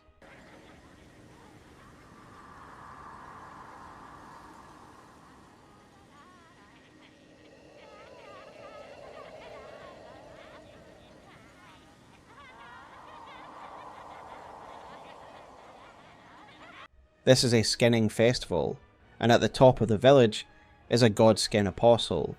My take has always been that this apostle has manipulated the inhabitants of the village so that it may provide a fresh supply of skins for godskin robes. Regardless, the psychological effect of these robes will have no doubt struck fear into the heart of the Erdtree pantheon. Coupled with their god-slaying flame and led by an Empyrean, it must have been quite the terrifying time for the gods. However, God's salvation came in the form of Marika's shadow-bound beast, Malekith, who is said to have defeated the Godskin Apostles. Malekith is a powerful warrior, no doubt, but part of his power seems to have come from his blade, which he imbued with the power of destined death itself, something told to us by his armour set which reads, Malekith, Queen Marika's loyal half-brother, bore a blade imbued with destined death, and there was not one demigod who did not fear him. Not only did Malekith defeat the Apostles, but he seemingly defeated the Gloam-Eyed Queen herself, as the Godslayer's greatsword reads, Sacred Sword of the Gloam-Eyed Queen, who controlled the Godskin Apostles before her defeat at the hands of Malekith. Thus the rebellion ended, but what happened to the Gloam-Eyed Queen? Well, her identity has been a long debated aspect of Elden Ring lore, but to get right to it, I have always believed that Malenia was once the Gloam-Eyed Queen. Of course, my main evidence for believing so is the ending of the Frenzied Flame, where Malenia unveils her sealed eye, revealing it to be purple, very much a colour one may associate with gloam, and of course she threatens us with the power of destined death, the power once wielded by the Gloam-Eyed. There is further significance to this reveal that I pointed out in my Gloam-Eyed Queen video, and that is the timing of this reveal.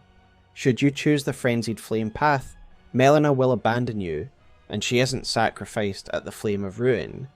Thus this is the only time she survives past the point that the Rune of Death is unsealed, and at the same time her eye is unsealed. For me, it is circumstantial evidence that Malenia's eye is tied to the power of destined death, much as the Gloam-Eyed Queen was. Next, we can consider Malenia's unusual state of being, she tells us. Me? I'm searching for my purpose, given to me by my mother inside the Erdtree, long ago, for the reason that I yet live, burned and bodiless. The first thing of interest here is that Malenia exists burned and bodiless, meaning she is existing in a spirit form. This does seem to be somewhat analogous to Ranni's present form, who also exists without a body, and who is also able to appear and disappear at will. As for the burned part, well, Malekith wielded the red flame of destined death within his sword, so is it possible that Malenia, when she was defeated by Malekith, was burned to death by his flame? Indeed, we can still see the burn marks on her spirit body now, and we know that the Rune of Death can kill in body, while leaving the spirit intact, as this is how Ranni also uses the Rune of Death. My speculation is that Marika ordered Malekith to kill Malenia only in body, so she could later use Malenia for another purpose, perhaps to guide a chosen Tarnished to the foot of the Erdtree, and sacrifice herself to undo Radagon's meddling. There is also the fact that Malenia names Marika as her mother, and if she is the Gloam-Eyed Queen, then it very much highlights the fact that this is a dynastic struggle. It also ties into the other connections I alluded to earlier, the potential connections to the Eternal Cities. First of all, if Malenia is Marika's daughter, she is Numen, and thus would already have some blood ties to the Eternal Cities. If you summon Malenia in the fight against Morgott, you will also notice that she has the same fighting style as the Black Knife Assassins, themselves scions of the Eternal Cities, again suggesting some connection between Malenia and these people. Next, she is called the Gloam-Eyed Queen, and the Nox are a matriarchal society, and it therefore wouldn't be too much of a surprise if they named Malenia as their queen, in anticipation of her overthrowing Marika and becoming the new god. Then of course there are the artificial elements we discussed earlier, and all of these potential connections fit if Malenia, the daughter of Queen Marika, was also the Gloam-Eyed Queen. The final thing we need to discuss is the sealing of the Rune of Death. This is an important moment to try and place within the timeline. I used to mistakenly believe that Malekith sealed the Rune of Death during this conflict, and that the moment he took its power within his blade, that this was it being sealed, and that he did this to sap their power essentially. However, this is just incorrect, as the Apostle's Robe tells us that it was after their defeat that Malekith sealed Destined Death. I therefore believe that this sealing is actually something that happened much later, following the Night of the Black Knives and the theft of the Rune of Death's power, following which Malekith would seal the rune within his own flesh. I do, however, believe that it was this event that marked the start of the Golden Order, as Enya states that the Rune of Death was plucked from the Elden Ring upon the creation of the Golden Order. It was taken from the Elden Ring and placed within the sword of Malekith, who wielded it, serving as Marika's feared enforcer. Perhaps it was even the Godskins who brought about the first burning of the Erdtree and brought the Age of Plenty to a close. V-Limit, in an excellent video about flames within Elden Ring, highlights an old cut version of Enya's dialogue that would have played at the point where we unleash the Rune of Death. She used to say, "The Rune of Death is unbound. Black flames have devoured the Erdtree, and the lands between are shrouded by death's dark fate." With the Age of Plenty over and following the destruction of the Godskins, a new era would begin, the rule of the Golden Order and the age of Erdtree Faith. We can assume that the Erdtree military would have been somewhat reformed in this period of the Erdtree Faith, following the Age of Plenty, given the knights and soldiers of Leyndell bear the sigil of the Erdtree Faith, not the ancient Erdtree. This makes sense, as we can imagine as the Age of Plenty passed, the culture of Leyndell would undergo significant changes and begin to shake off the elements of the Crucible, those that would be considered crude.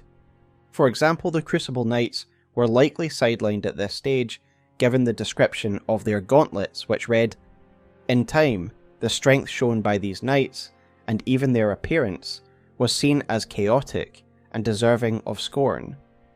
It would therefore make sense for the Erdtree forces to make a standing army of its own, more in line with its beliefs, if the Crucible Knights were banished at this time. This new force would not rely on the strength of the Crucible, instead would rely on various protective incantations that invoke the Erdtree's power. One of these incantations links this era to one of the more interesting conflicts in the story, the conflict known as the Liurnian Wars. As the Barrier of Gold reads, one of the incantations of Erdtree worship. This incantation was used by the champions of the Erdtree in the First and Second Liurnian Wars, during which the red-haired Radagon joined the heroes' ranks. So this is very much a war that took place in the post-Age of Plenty era, but still under Godfrey's reign, as Radagon is merely a champion at this time, not yet an Elden Lord. Indeed, it is Radagon who takes centre stage during this conflict, not Godfrey, as we hear plenty about his heroics. For example, one of the relevant sword monuments reads, "The First Liurnian War. Radagon's glory burns red as his hair." He also wasn't just a champion during this conflict, rather it appears as though he was the leader of the Erdtree forces, as Meriel says the following, "Lord Radagon was a great champion, possessed of flowing red locks. He came to these lands at the head of a great golden host, when he met Lady Rennala in battle. We can learn some details about these battles. For example, despite the fact the Erdtree forces were likely much larger, the Carian knights were so skilled that they were able to match the greatest among the champions of gold. As the Carian's knight sword reads, these knights' swords could serve as catalysts, letting them wield sorcerous battle skills. Despite numbering fewer than 20, this power made them a match for even the champions of gold in battle. The results of the war also speak for themselves. The Carians were able to hold the superior forces of the Erdtree to a standstill as a sword monument reads, "The Second Liurnian War. No victory for the Golden, nor for the Moon. No prize but atonement. The birth of a vow. The wars of Liurnia instead end an alliance sealed by joining the two houses via the marriage of Radagon and Queen Rennala. This symbolic union took place at the equally symbolic Church of Vows, and Meriel describes these events to us, as he says, Radagon once cleansed himself with celestial dew, repented his territorial aggressions, and swore his love to Rennala. The order of the Erdtree and the fate of the moon were conjoined, and all the wounds of war forgiven. This miracle blesses the Church to this day, and so you need only follow Radagon's example to restore any bond, however strained or severed, to its rightful state of harmony. This marriage is an important event in the history of the Lands Between, as not only does it bind the Lands Between together through an important alliance, but it has many other effects, such as the erosion of Carian traditions, and of course the birth of some extremely important characters. Ranni, Rykard and Radahn are all born of this marriage, and each would go on to have a profound effect on the Lands Between.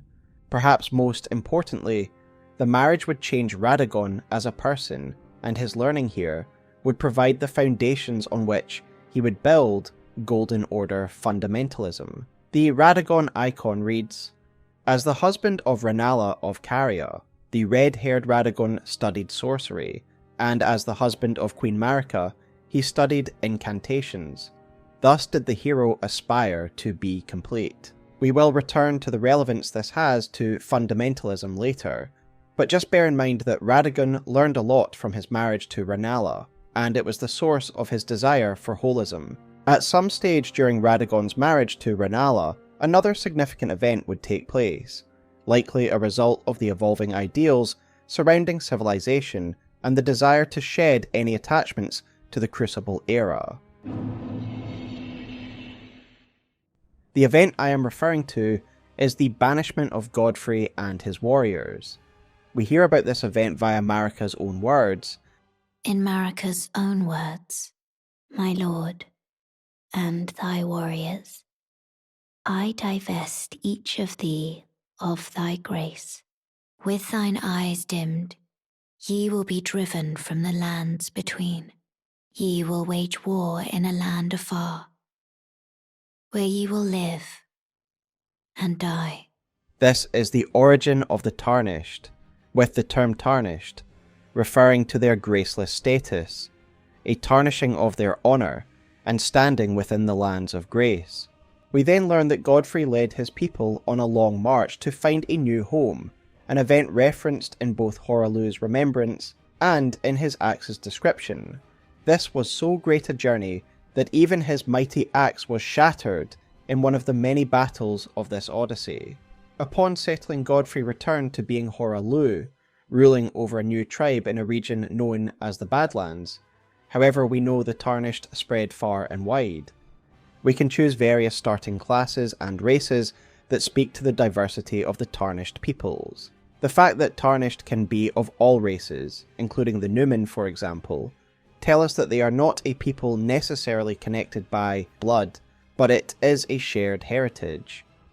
Miyazaki himself discussed the nature of the Tarnished in a pre-release interview with IGN where he said, "So the Tarnished, you could call them tarnished individuals who have lost grace, and this was a long time preceding the setting of the game, a long time before. The ancestors of the characters that are present in the world were banished and exiled from the lands between these Tarnished. Despite their banishment, there also seems to be a strong loyalty to the Two Fingers and the greater will embedded in their culture. For example, there is an organisation known as the Confessors, a group very much connected to the Tarnished. The Creepus Black Key crossbow tells us that the head Confessor is a member of Round Table Hold, and thus a Tarnished. Creepus also links the Confessors to the Round Table Assassins, as the Creepus Vial talks about these Round Table killers, and given he is the head Confessor, it means that the Confessors and these assassins are one and the same. With that in mind, if we look at the incantations of these assassins, we can learn that they are identified as Tarnished. For example, the Darkness incantation reads the following: Incantation of the Two Fingers Servants, who once served as the assassins of the Round Table Hold. The assassins were themselves once Tarnished, who had strayed from guidance, and they pursued their duty in the darkness that is without grace. So the Confessors are a Tarnished organisation, operating from Round Table Hold, and are so zealous in their loyalty to the Two Fingers that they will hunt down their fellow Tarnished if they are deemed traitors. The Confessor Hood tells us more about the Tarnished association with the Two Fingers, as it reads the following: The churches outside the lands between, dedicated to the teachings of the Two Fingers, send confessors out to follow the guidance of grace. The confessors are loyal servants to the Two Fingers, ready to hunt down and quietly dispose of their enemies. This item description has a lot of interesting detail. Firstly, it tells us that these churches spread the religion of the Two Fingers in the countries outside of the lands between. Secondly, it reinforces how loyal these Tarnished are to the Two Fingers. They spread their message far and wide, and they will kill any who oppose the Two Fingers. There is another interesting interaction which reinforces the idea that the Tarnished are often considered to be servants of the Two Fingers, as when we first arrive in the lands between, Bernahl asks us if our faith in the guidance of grace holds firm. If we confirm that it does, he says the following: Does your faith in the guidance of grace hold firm, despite the collapse of the Golden Order? Yes, you're a Tarnished through and through. Takes me back, but that's a quality needed now more than ever. Any interest in bearing the torch of my battle arts? All I know is the sword. Picked up a fair few tricks in my time, too. Now's the time to pass 'em on. To a good and proper Tarnished, like you. This is the expected mindset of a Tarnished, and I have personally always found it fascinating that the Tarnished have retained their loyalty to the lands of grace, despite their banishment from it. With Godfrey vacating the throne, the power vacuum would be filled by none other than Radagon himself, who would abandon his marriage suddenly in order to return to Leyndell, and this is told to us by Muriel, who says the following: However, when Godfrey, first Elden Lord, was hounded from the lands between, Radagon left Rennala to return to the Erdtree capital, becoming Queen Marika's second husband and king consort, taking the title of Second Elden Lord. The mystery endures to this day as to why Lord Radagon would cast Lady Rennala aside, and moreover, why a mere champion would be chosen for the seat of Elden Lord. With that said, the time has come for us to discuss Radagon and his era of Golden Order fundamentalism. Muriel asks an important question. Why was Radagon, a mere champion, chosen to become the Elden Lord that would replace the Great Lord Godfrey? The answer will be apparent for anyone who has played the game and uncovered Radagon's secret at Leyndell. Radagon is Marika. Marika and Radagon are two egos that inhabit the same physical form, a reality that we witness in the climactic battle of the game, where Marika is transformed before our very eyes into Radagon. But how did this come to pass? Was Radagon always a part of Marika, or did he once exist as his own person before being fused with Marika?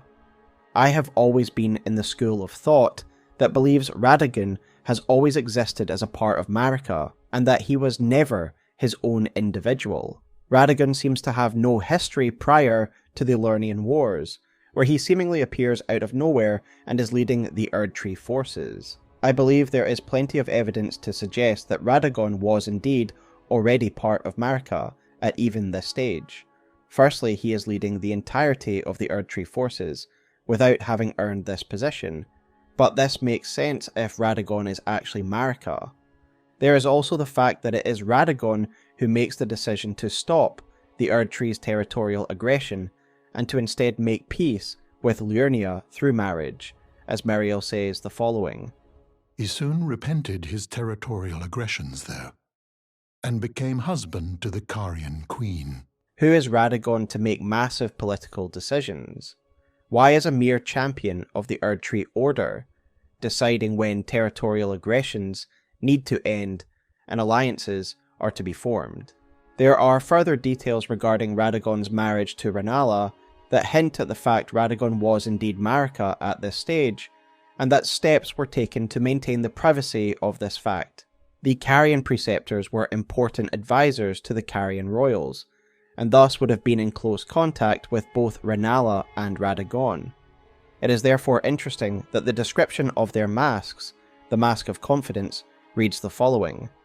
When Radagon married Rennala, he ordered the Carian magic preceptors to don these masks, to make it clear that all of their matters were to be kept strictly private. So if we accept that Radagon has always been a part of Marika, then we do need to consider how and when this came to pass. Was Marika born with Radagon as a separate persona, or did he manifest at some important moment in her life?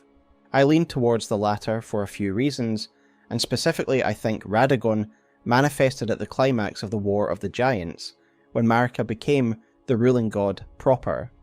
The first piece of evidence I would direct your attention to is the description of Giant's red braid, which reads the following.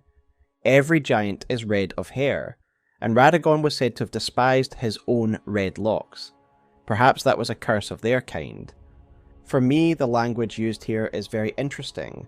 That red hair is a curse of their kind, and I believe that Radagon was created during this conflict, and somehow the red hair curse of the giants imprinted itself upon this new persona of Marika. Consider the context of this conflict. It is the final battle of a long series of wars. It is the moment when Marika is crowned god of a new era, but it is a bitter conflict with Marika herself, taking to the field and slaying the fell god herself. She seemingly hates the giants a fair bit, as her dialogue quoted in the Fire Giant's remembrance is pretty callous. Is it possible that Marika's hatred of the Fire Giants also imprinted upon this new personality? As for how Radagon came to be, I would speculate that it was perhaps an effect of the Elden Ring itself. After all, Marika is a vessel for its power, and it isn't too much of a stretch to imagine that it caused Marika to create a secondary persona. Radagon and Marika certainly have some thematic connections to some of the ideas found in alchemy, specifically the concept of an alchemical rebus, the magnum opus of the field, a being which is reconciliation of opposing matter, male and female in one body. The rebus is said to be a combination of the White Queen and Red King, and it is hard to ignore the clear inspiration that Marika and Radagon take from this concept. The rebus is said to be the perfect being, given that it is the unification of all matter, and perhaps this is why the Elden Ring transformed Marika so that she would be the perfect god and vessel for the Elden Ring. This is all just speculation, and Radagon is an extremely complex character, and I would therefore direct you to my Radagon lore video should you require a more in-depth explanation of this character. With all that said, perhaps it isn't too much of surprise that Radagon is a character very concerned with wholeness and the reconciliation of opposing schools of thought. These are the concepts that form the basis of Golden Order fundamentalism. We can see this in the actual gameplay elements as Golden Order. Fundamentalist incantations like Law of Regression require both intelligence and faith in order to cast them, the reconciliation of sorcery and faith. We gain a further understanding of the ideals of fundamentalism when we examine its two main laws, the law of causality and the law of regression. Both of these laws reinforce the concepts we have already discussed, that all things must be conjoined, connected, and reconciled. It is a philosophy of holism. For example, the law of regression reads the following: the fundamentalists describe the Golden Order through the powers of regression and causality. Regression is the pool of meaning, that all things yearn eternally to converge. As is explained by content creator Last Protagonist in their excellent Great Tree video, this law of regression is a reference to the real-world statistical phenomenon known as regression towards the mean. Regression towards the mean is the idea that in a set of data, the extreme outliers of that dataset will move closer to the mean, or average, in subsequent sampling. In the context of Elden Ring, the law of regression is slightly different, and instead is a reference to the fundamentalist desire to have life converge into a more uniform form. This is why Golden Order fundamentalists are so brutal to those who exist outside of their holistic worldview. They are extreme variables that contradict their ordered, converged view of life. I serve the Golden Order, that I might put this crooked land to rights, following only the guidance of the great Elden Ring. Those who live in death fall outside the principles of the Golden Order. Their mere existence sullies the guidance of gold, tainting its truth. And so it is the vermin must be exterminated, down to the very last. Before we move on to the Knight of the Black Knives, we need to discuss another important element of Radagon's rule, the birth of his children with Marika, Miquella and Malenia. Miquella and Malenia were born special. Both their parents shared the same divine body, and we learn about the auspicious nature of their birth via Malenia's remembrance, which reads the following: Miquella and Malenia are both the children of a single god. As such, they are both Empyreans, but suffered afflictions from birth. One was cursed with eternal childhood, and the other harboured rot within. Malenia was born as a vessel for the Scarlet Rot, chosen by the outer god of Rot to herald in a new order of Rot, something explained to us by Gowrie. Queen Marika and her king consort Radagon were blessed with twin demigods, and Malenia was one of them. She was born an Empyrean carrying the Scarlet Rot. An Empyrean is no mere demigod. In the age of the Elden Ring and Queen Marika, the precious Empyrean was born, a new god, to forge a new order. Since Malenia fought Radahn, and the great scarlet flower blossomed in Aeonia, I have dedicated myself to her, and to the resplendence of the Order of Rot, the cycle of decay and rebirth. Malenia did not choose this, however, and thus she and her brother would seek a cure their whole lives in order to preserve Malenia, and prevent the Goddess of Rot from emerging. For her part, Malenia would learn combat techniques from a very special mentor, and we learn about this relationship from Prosthesis Wearer Heirloom, which reads: Though born into the accursed Rot, when the young girl encountered her mentor and his flowing blade, she gained wings of unparalleled strength. This mentor, shown on the heirloom image itself, is likely the legendary blind swordsman, and there are a few reasons for believing so. Firstly, the heirloom talks about his flowing blade, and this is the exact same adjective used to describe the blind swordsman's blade in other sources. For example, the Blue Dancer charm reads the following: The dancer in blue represents a fairy, who, in legend, bestowed a flowing sword upon a blind swordsman. Blade in hand, the swordsman sealed away an ancient god, a god that was Rot itself. This swordsman had a long history with the Scarlet Rot. Using the flowing, water-based techniques of the Blue Fairy, he sealed the avatar of the outer god of Rot beneath the Lake of Rot. Flowing water thematically fits as the opposing force to Rot, due to the Shinto view of stagnant and flowing water.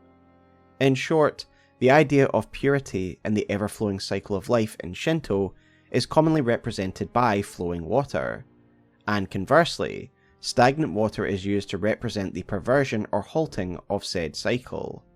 Pests and insects thrive in stagnant water, and thus they are often also used to represent corruption and rot.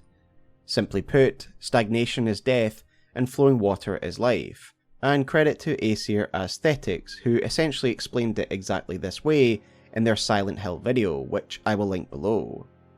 Malenia thus fights as a flowing river, smooth, rhythmic even, unending attacks. Her signature move is called Waterfowl Dance after all, and my understanding has always been that the blind swordsman did not teach her combat techniques for the sake of battle prowess, although this is a significant benefit, but so Malenia could use these techniques to forestall the rot within her, much as the swordsman sealed the outer god of rot all those years ago. Malenia was not alone in her struggle, however. The eternally young Miquella is touted as the wisest Empyrean of all by his sister, and from what we know of him this certainly lines up. He helped his father develop Golden Order fundamentalism, something we learn about from the descriptions of Discus of Light and Triple Rings of Light, both of which state that Miquella was actually the one who taught Radagon these particular incantations. Miquella's true motive for investigating the depths of the Golden Order was actually to find a cure for his sister, and this is revealed in the description of Radagon's Rings of Light, which read the following. One of the incantations of the Golden Order fundamentalists, a gift of gratitude to the young Miquella from his father, Radagon. And yet, the young Miquella abandoned fundamentalism, for it could do nothing to treat Malenia's accursed rot. This was the beginning of unalloyed gold. This was what pushed Miquella to begin his own Golden Order, an unalloyed Golden Order, a version of order free of the impurities that pollute his father's. But what are these impurities? Well, the various versions of Miquella's golden unalloyed needle tells us that the meddling of the outer gods is what Miquella is chiefly concerned with. This is no surprise given the outer god of rot had ruined his sister's life, and he had no doubt watched her suffer her whole life, losing her limbs and her freedom to the scarlet rot. Miquella's new order was audacious in its intent. Taking an Erdtree sapling, he attempted to grow his own Erdtree, something we learn of via the Haligtree crest surcoat, which reads the following. This surcoat bears the crest of the Haligtree. Though watered with Miquella's own blood since it was a sapling, the Haligtree ultimately failed to grow into an Erdtree. It's clear that Miquella's order was meant to rival and replace the current Erdtree order. A new capital city to replace Leyndell, the Haligtree to replace the Erdtree, and unalloyed gold to replace the Golden Order. He did help his sister. He forged her unalloyed armour and gold prosthetic limbs, which no doubt helped to forestall the rot within her body, and most importantly, it seems as though he gifted her one of his unalloyed gold needles. We find the broken needle in the heart of Aeonia, right beneath the original Scarlet Bloom, suggesting that Malenia discarded it or dropped it just before she unleashed the Scarlet Rot during her battle with Radahn. We can give this repaired needle to Millicent, one of the Scarlet Valkyries, and the needle successfully holds back the Scarlet Rot and allows her to function without debilitating pain, and thus we can assume it did something for Malenia when she had it. Miquella's empathy for his sister does seem to have carried over to the denizens of the Lands Between in general, as he appears to be a protector of the weak and the outcast. The sacred crown helm, worn by his foot soldiers, reads the following. Who is it that Miquella shall bless, if not the low and the meek? Indeed, the Haligtree town seems to be home to the reviled misbegotten, and the Albinaurics have also been granted sanctuary in the Lands Between. Miquella also seems to have cared for Godwyn and those who live in death. The Golden Epitaph, a memorial sword, reads the following. A sword made to commemorate the death of Godwyn the Golden, first of the demigods to die, infused with the humble prayer of a young boy. O brother, Lord brother, please die a true death. The young boy quoted in this sword is of course Miquella, a fact reinforced by the weapon art of this sword, which presents a Haligtree sigil when used. Miquella is also associated with Castle Sol, a castle which seems to be devoted to returning the souls to those who live in death, something we can learn about from the various ghost dialogues found around the castle, who are beckoning the eclipse to swallow the sun to return the souls of the dead. Miquella's connection comes from a specific ghost dialogue wherein the Castellan of the castle, his ghost, apologises to Miquella for failing to return Godwyn's soul to him. At some stage, Miquella cocooned himself and embedded himself in the Haligtree's inner wall. We can clearly see where this cocoon was located in Malenia's boss room, in a hole beneath a Miquella-like growth. Gideon himself relays intelligence about Miquella, where he says he had also heard that Miquella had embedded himself in the Haligtree. I heard speculation Miquella embedded himself in the Haligtree, but before he could finish, someone cut the tree open and absconded with his infant form. Indeed, it seems those words held weight. Why did he do this?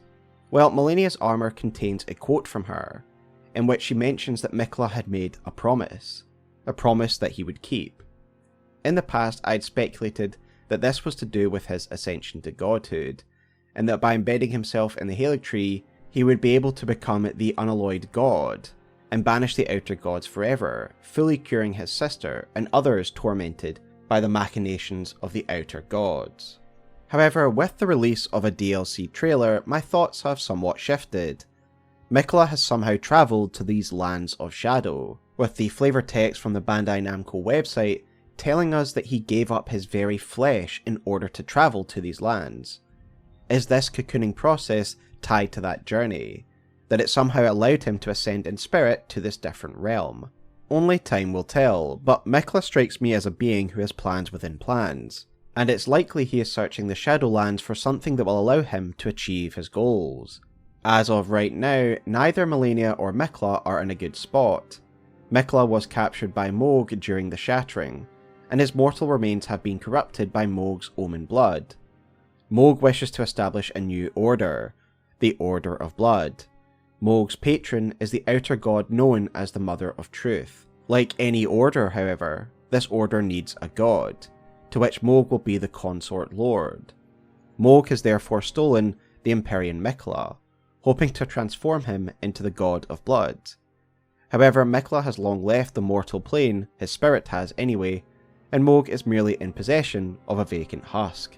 There is one final facet of Miquella's character I wish to discuss, and that is his ability to compel.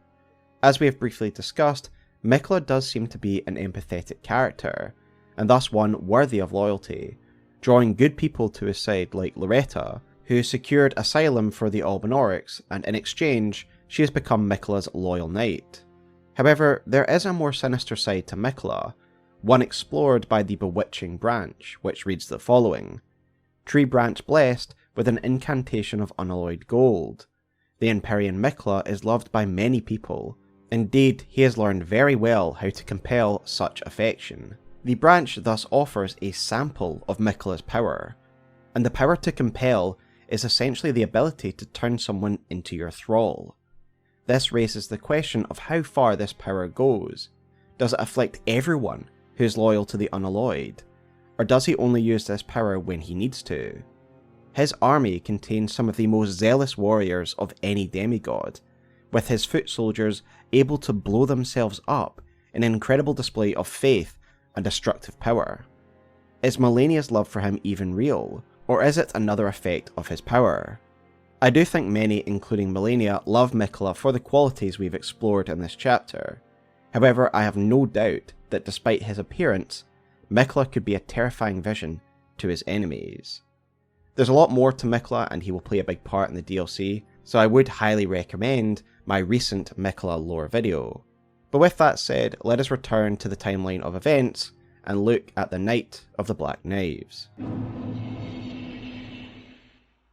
In both the introductory cinematic and the story trailer, this event is almost presented as a prelude to the Shattering War, and I am of the school of thought that this night was an aggravating event that would eventually lead to Marika shattering the Elden Ring, Rogier gives us a good overview of what happened that night, as he says, It happened during the golden age of the Erdtree, long before the shattering of the Elden Ring. Someone stole a fragment of the Rune of Death from Malekith, the Black Blade, and on a bitter night, murdered Godwyn the Golden. That was the first recorded death of a demigod in all history, and it became the catalyst. Soon, the Elden Ring was smashed, and thus sprang forth the war known as the Shattering. Rogier also gives us a nice overview of how this murder took place. A group of conspirators stole the Rune of Death from the Blade of Malekith, and used this blade to kill the renowned demigod, Godwyn the Golden, born of the lineage of Marika and Godfrey. He then later identifies the culprits of said conspiracy, as in a separate dialogue, he says the following. You recall our conversation about the Night of the Black Knives, yes? They say the assassins who carried out the deed were scions of the Eternal City, a group entirely of women, arrayed in armor of silver under cloaks which fooled the eye. The knives they wielded, though, were imparted with the power of the Rune of Death through sinister rite. The Black Knife assassins are descendants of the Eternal Cities, thus they are kin to Marika and the royal family, given they are Numen or Nox. This is why the Black Knife assassin armor set relates these individuals to Marika, as it reads, The assassins that carried out the deeds of the Night of the Black Knives were all women, and rumoured to be Numen who had close ties with Marika herself. There are many reasons why these women would conspire against the crown. After all, they are descended from the Nox, who have a long history of resisting Erdtree authority, and it therefore isn't difficult to understand that there are some of Marika's kin who have an issue with her rule. However, they may well have been gathered and influenced by the lead figure of this insurrection, Ranni the Witch, stepdaughter to Queen Marika. Through some investigation, Rogier is able to identify Ranni as the hand that crafted the Black Knife blades. When confronted with this accusation, Ranni does not deny that she was involved, as she says, I see. Quite the sleuth, aren't we? Indeed, I am the witch Ranni. I stole a fragment of the Rune of Death, and used it to forge the god-slaying black knives through fearsome rite. I did it all. In the past I have speculated where Ranni could have learned such a fearsome rite, and I believe that her mentor, the Snowy Crone, is the most likely source of such magic. Ranni's new puppet vessel is indeed based on this witch, something we learn from the description of Ranni's clothing set, and it is therefore clear that this figure had a large influence on Ranni. This witch also taught Ranni ice magic, and taught her about the deeper mysteries of her dark moon. As Glintstone Ice Crag reads, The Snowy Crone taught the young Ranni to fear the dark moon as she imparted her cold sorcery. Is it not possible, therefore, that this Snowy Crone taught Ranni about darker rites, rites that could be used to transpose the power of the Rune of Death into a blade? There are further hints that the Snowy Crone has knowledge of the darker elements of the world, as Alberic, a sorcerer of the sinister Bloodstar, also uses cold magic, suggesting he too might have been a student of the Crone at some stage as well. Ranni's reasoning for joining this conspiracy is for her own personal goals, rather than specifically overthrowing the Erdtree dynasty. She explains why she did what she did in a moment of candor, as she says the following. But I would not acquiesce to the Two Fingers. I stole the Rune of Death, slew mine own Empyrean flesh, casting it away. I would not be controlled by that thing. Ranni's aim this night was to destroy her own Empyrean body, in order to free herself from the control of the Two Fingers and the Greater Will. Indeed, we can find Ranni's original body, discarded and with the half-wound wheel of the centipede upon her back. The description of the curse mark that we can take from her body reveals the truth of the ritual that she executed that night, as the item description reads, Curse mark carved into the discarded flesh of Ranni the Witch, also known as the half-wheel wound of the centipede. This curse mark was carved at the moment of death of the first demigod, and should have taken the shape of a circle. However, 2 demigods perished at the same time, breaking the curse mark into 2 half-wheels. Ranni was the first of the demigods whose flesh perished, while the Prince of Death perished in soul alone. Ranni specifically organised a ritual. She had some of the assassins carve half of the Rune of Death into the back of Godwyn, while she had the other half carved into her back at the exact same moment. Doing it this way, Ranni split the effect of the Rune of Death between 2 people. She used Godwyn as a totem, so he would take the death of the soul, while she only died in body. Ranni used Godwyn to free herself, and he was left to suffer a horrific fate, his lack of soul transforming him into the aquatic Prince of Death. I have discussed this in great detail in my Godwyn Lore video, and I therefore direct you towards that if you want a more in-depth look, but Godwyn's appearance is likely a thematic allusion to Shinto beliefs surrounding stagnation and death, something we explained earlier in the video. To me, this is why we find so many instances of Godwyn's corruption found in pools of stagnant water, including Godwyn's arena, and is why the Tibir Mariners are also associated with water, though they also blend this idea with another deathly figure, Charon. From Godwyn, his curse of unlife would spread in the form of Deathroot, and its item description reads the following: on the night of the dire plot, the stolen Rune of Death enabled the first death of a demigod. Later the Rune of Death spread across the lands between through the underground roots of the Great Tree, sprouting in the form of Deathroot. The Deathroot is literally the stolen fragments of the Rune of Death spreading like a weed across the world, afflicting others with the same loss of soul that Godwyn has. The consequences of this night were far-reaching, not only freeing Ranni from her shackles and allowing her to pursue her Age of Stars, but it also unleashed those who live in death across the lands between. It also shook the foundations of the Golden Order and Marika's rule, setting events into motion that would change the world forever. It was Queen Marika who would shatter the Elden Ring and disrupt the current order of the world. Malenia recreates a speech from Marika herself, where she declares her intent to destroy the Elden Ring in a speech directed at Radagon. She says, O Radagon, leal hound of the Golden Order, thou art yet to become me. Thou art yet to become a god. Let us be shattered, both. Mine other self. Radagon and Marika fight for control of their shared body during this event, with Marika shattering the Elden Ring, while Radagon tries to repair it. Something told to us by the description of Marika's hammer, which reads, the tool with which Queen Marika shattered the Elden Ring and Radagon attempted to repair it. The hammer partially broke upon shattering the ring, becoming splintered with rune fragments. We can see this conflict in the announcement trailer and the introductory slides, where each ego alternately takes control before Marika is ultimately successful in destroying the Elden Ring. As to why she shattered the base of her own power, well, I have hinted at it in the prior chapter. I do believe it was the brutal events of the Night of the Black Knives that drove Marika, in her despair, to destroy the Elden Ring and pave the way for a new lord and order. My first reason for believing so is the timing. As I've said, the introductory cinematic, the story trailer, and Rogier's retelling of events all place the Night of the Black Knives as the prequel event to the Shattering, heavily hinting a connection. However, there is a more direct piece of evidence to be found on the Bandai Namco website itself, in an article that accompanied the release of the story trailer back in December 2022.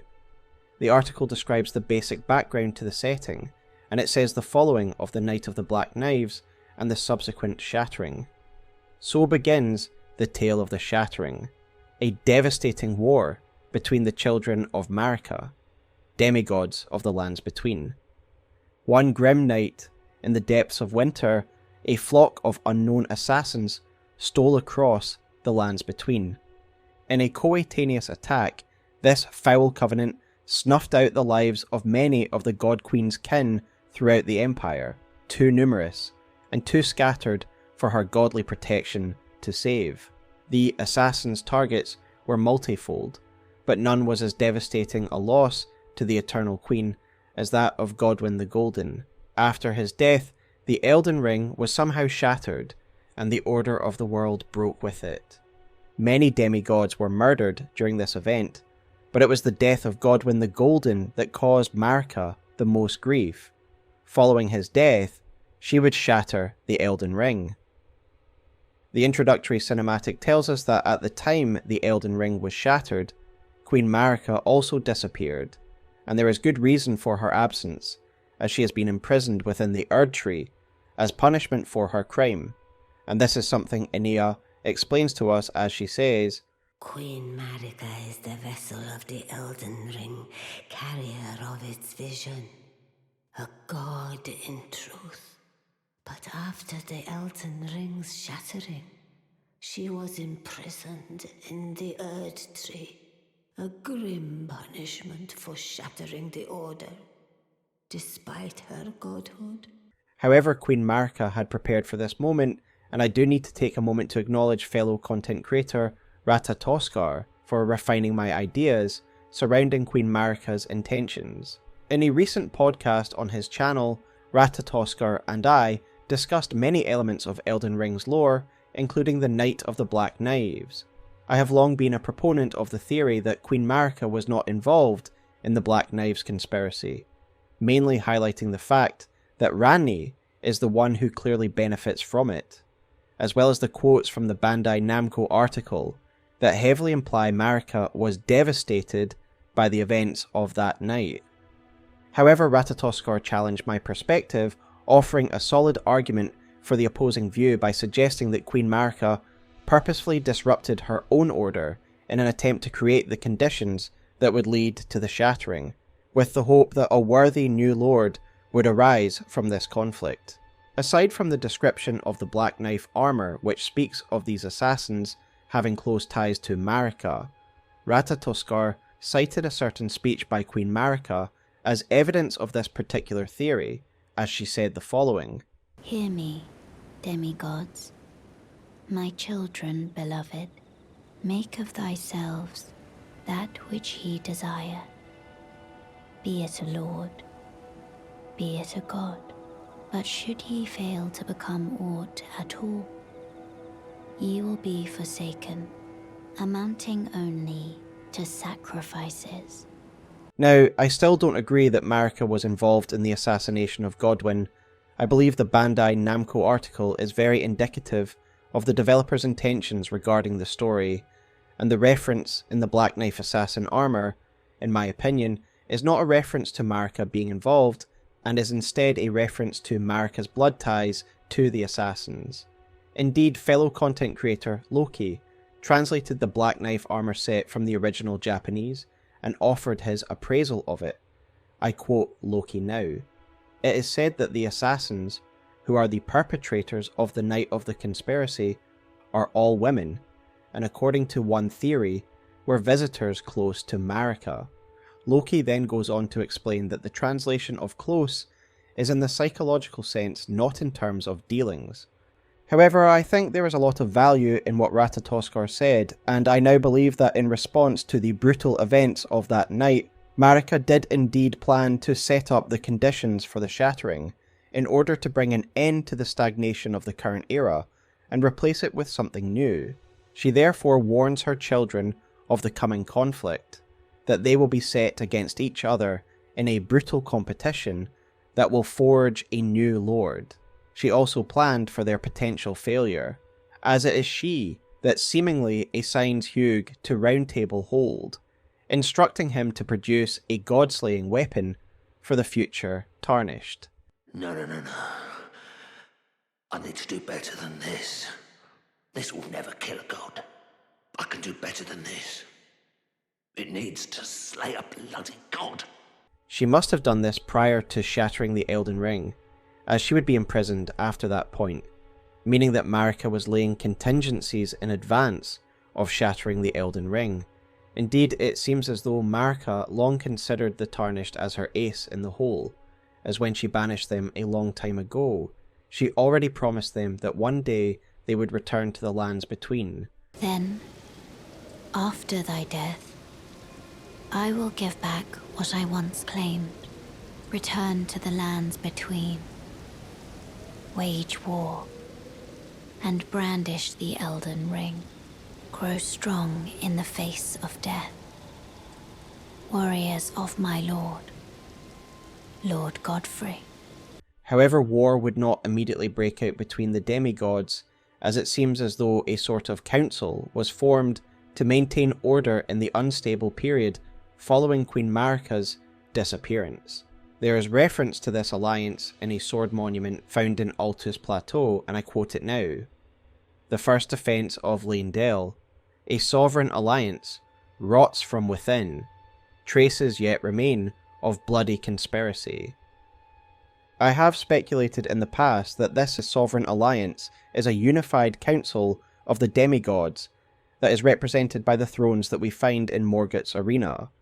However, this peace was fleeting and the alliance would crumble, leading to the first defence of Leyndell and the greater conflict known as the Shattering War. We know that each of the demigods claimed a shard of the broken Elden Ring, artifacts of great power known as the Great Runes. These Great Runes are both sources of immense power, but also part of the reason that the demigods end up at each other's throats. The power of the runes grant them great power, but also warp their character. Soon, Marika's offspring, demigods all, claimed the shards of the Elden Ring.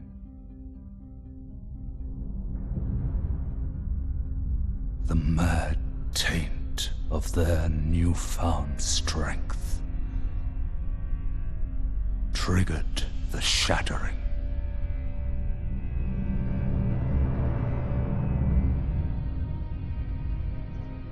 A war from which no lord arose.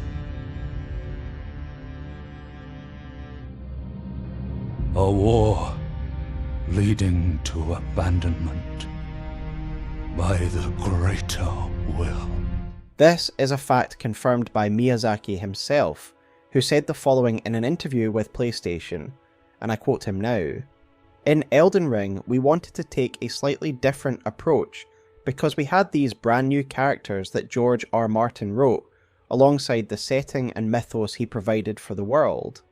He created these very heroic and grandiose designs, essentially these demigods from the history of Elden Ring's world. So we wanted to take what he provided us and create a new core for these characters and how we design them.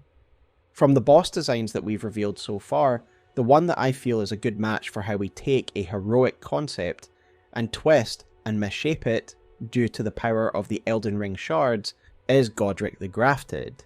He is an excellent example of this because he encompasses that feeling of sadness and frustration when a lord comes to the end of his reign, trying to cling desperately to the power he still has left. Each of the demigods has a heroic element to them that was perverted by the twisted power of the Great Runes, and if you like a more in-depth discussion on this subject, I would highly recommend Ratatoskar's Heroic Concept series. Each of the demigods, with Great Rune in hand, clearly believes that they were the rightful successor, perhaps all except Morgott, who saw his demigod kin as nothing more than pillagers and traitors to the Erdtree. There are many great battles of this war: the Siege of Volcano Manor, the two defences of Leyndell, and Malenia's humiliation of Godric, to name a few, and detailing all of these events is quite outside the scope of this video. However, we already know the ultimate result of this war thanks to the opening cinematic, which states that it was a conflict from which no lord arose. It was a stalemate. The story trailer informs us that the last two standing were none other than Radahn, the Star Scourge, and Malenia, the undefeated swordswoman, meaning the climactic battle of the war was the Battle of Ionia. This battle culminated in a ferocious duel between Malenia and Radahn. Radahn's power was so overwhelming that Malenia would unleash that which she had been holding back her whole life, the Scarlet Rot. The resulting cataclysm caused Malenia to briefly become the goddess of rot. The original Aeonian bloom is still present in the centre of the swamp, it having grown into a tree-like life form, and its tendrils reaching all parts of Caelid. Neither demigod walked away victorious from this event. General Radahn is eaten away from the inside by the rot, until he became nothing more than a beast, and his forces would forever be occupied, fighting off the scarlet rot and its denizens, resolved to halt its advance or die in the attempt. The Redmane Knight armour reads the following: when they were driven to defeat by Malenia's scarlet rot, the Redmane Knights burned the crest on the left breast of their armour to indicate their resolve. Alas, dear home, I shan't see you again, for our duty is to remain here, a bulwark against the blight. Malenia didn't fare much better, something we learn of via Clean Rot Knight Finlay's ashes, which read the following. Finlay was one of the few survivors of the Battle of Aeonia, who in an unimaginable act of heroism carried the slumbering demigod Malenia all the way back to the Erdtree. She managed the feat alone, fending off all manner of foes along the way. First of all, it tells us that Finlay was one of the few survivors of the Battle of Aeonia, suggesting that very few of Malenia's forces were able to walk away from this conflict. Next, it tells us that the unleashing of the Scarlet Rot left Malenia in a coma, and thus she had to be carried all the way back to the Erdtree, where her newly released rot would infect its boughs and turn it into a rotting husk that contained literal waterfalls of scarlet rot. With the fall of these last two demigods, the Greater Will would renounce them and look elsewhere for a replacement lord. They would look towards the Tarnished. This is where our story begins. In the introductory slides to the game, we hear about the most famous of the Tarnished, who were brought back to the lands between by grace. Tainted by the strength of their runes, her children warred, but none could become Elden Lord. And so grace was extended to your kind, the Tarnished. Listen, the fingers speak.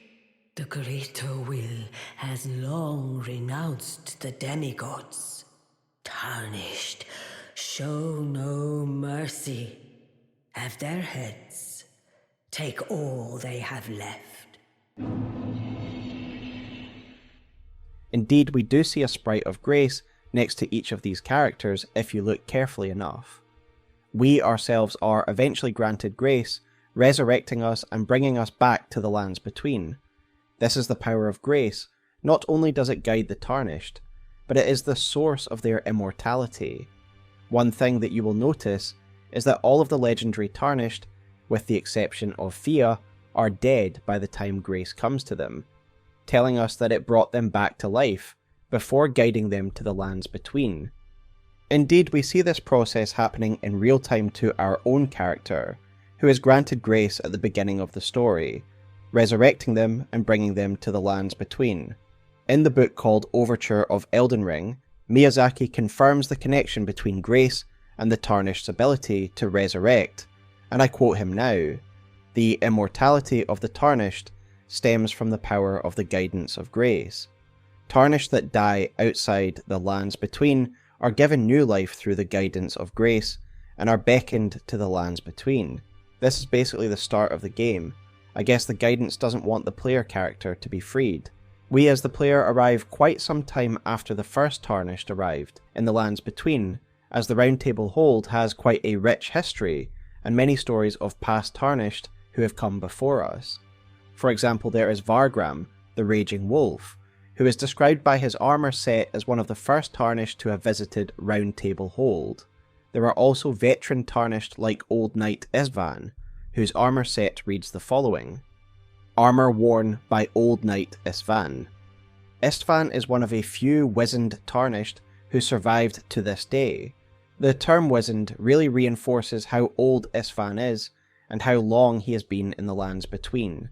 There are also hints that the two fingers have been here for some time, as the coded sword description reads, "Champions would gather at the Round Table Hold in days long past, when the two fingers were masters of oration, their flesh yet full of vigour.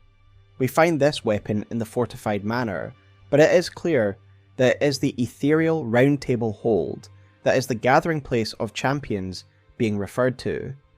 These halcyon days seem to be long past. The two fingers are now withered and crumbling, hiding in their inner chamber, rather than giving inspiring speeches.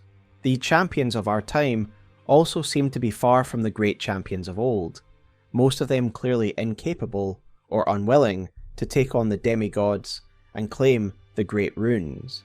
Vari, a servant of the Lord of Blood Mohg, gives an excellent appraisal of the sorry state of the Round Table, as he says, "But how did you find the Round Table?" "Oh, you don't have to say it. Before, the Round Table was chock full of venerated warriors, but now it's home to puff chests and has-beens. I fear you've been terribly disappointed.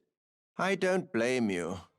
There are also a few notable Tarnished who almost became Elden Lord, before we even step foot in the lands between, Vyke and Bernahl. We learn of Bernahl's failed path to lordship from his armour set, which reads the following: "Beasts are drawn to champions and to lords, and this armour befits a champion worthy of becoming a lord." And that is what Bernahl was, until his maiden threw herself into the fire. Bernahl certainly is a mighty warrior, and it is therefore not surprising to learn that at some point he was close to becoming Elden Lord. However, his plans were stymied by his maiden throwing herself into the fire. Perhaps being denied lordship after all his work was what made Bernahl bitter, and was what pushed him to become a recusant.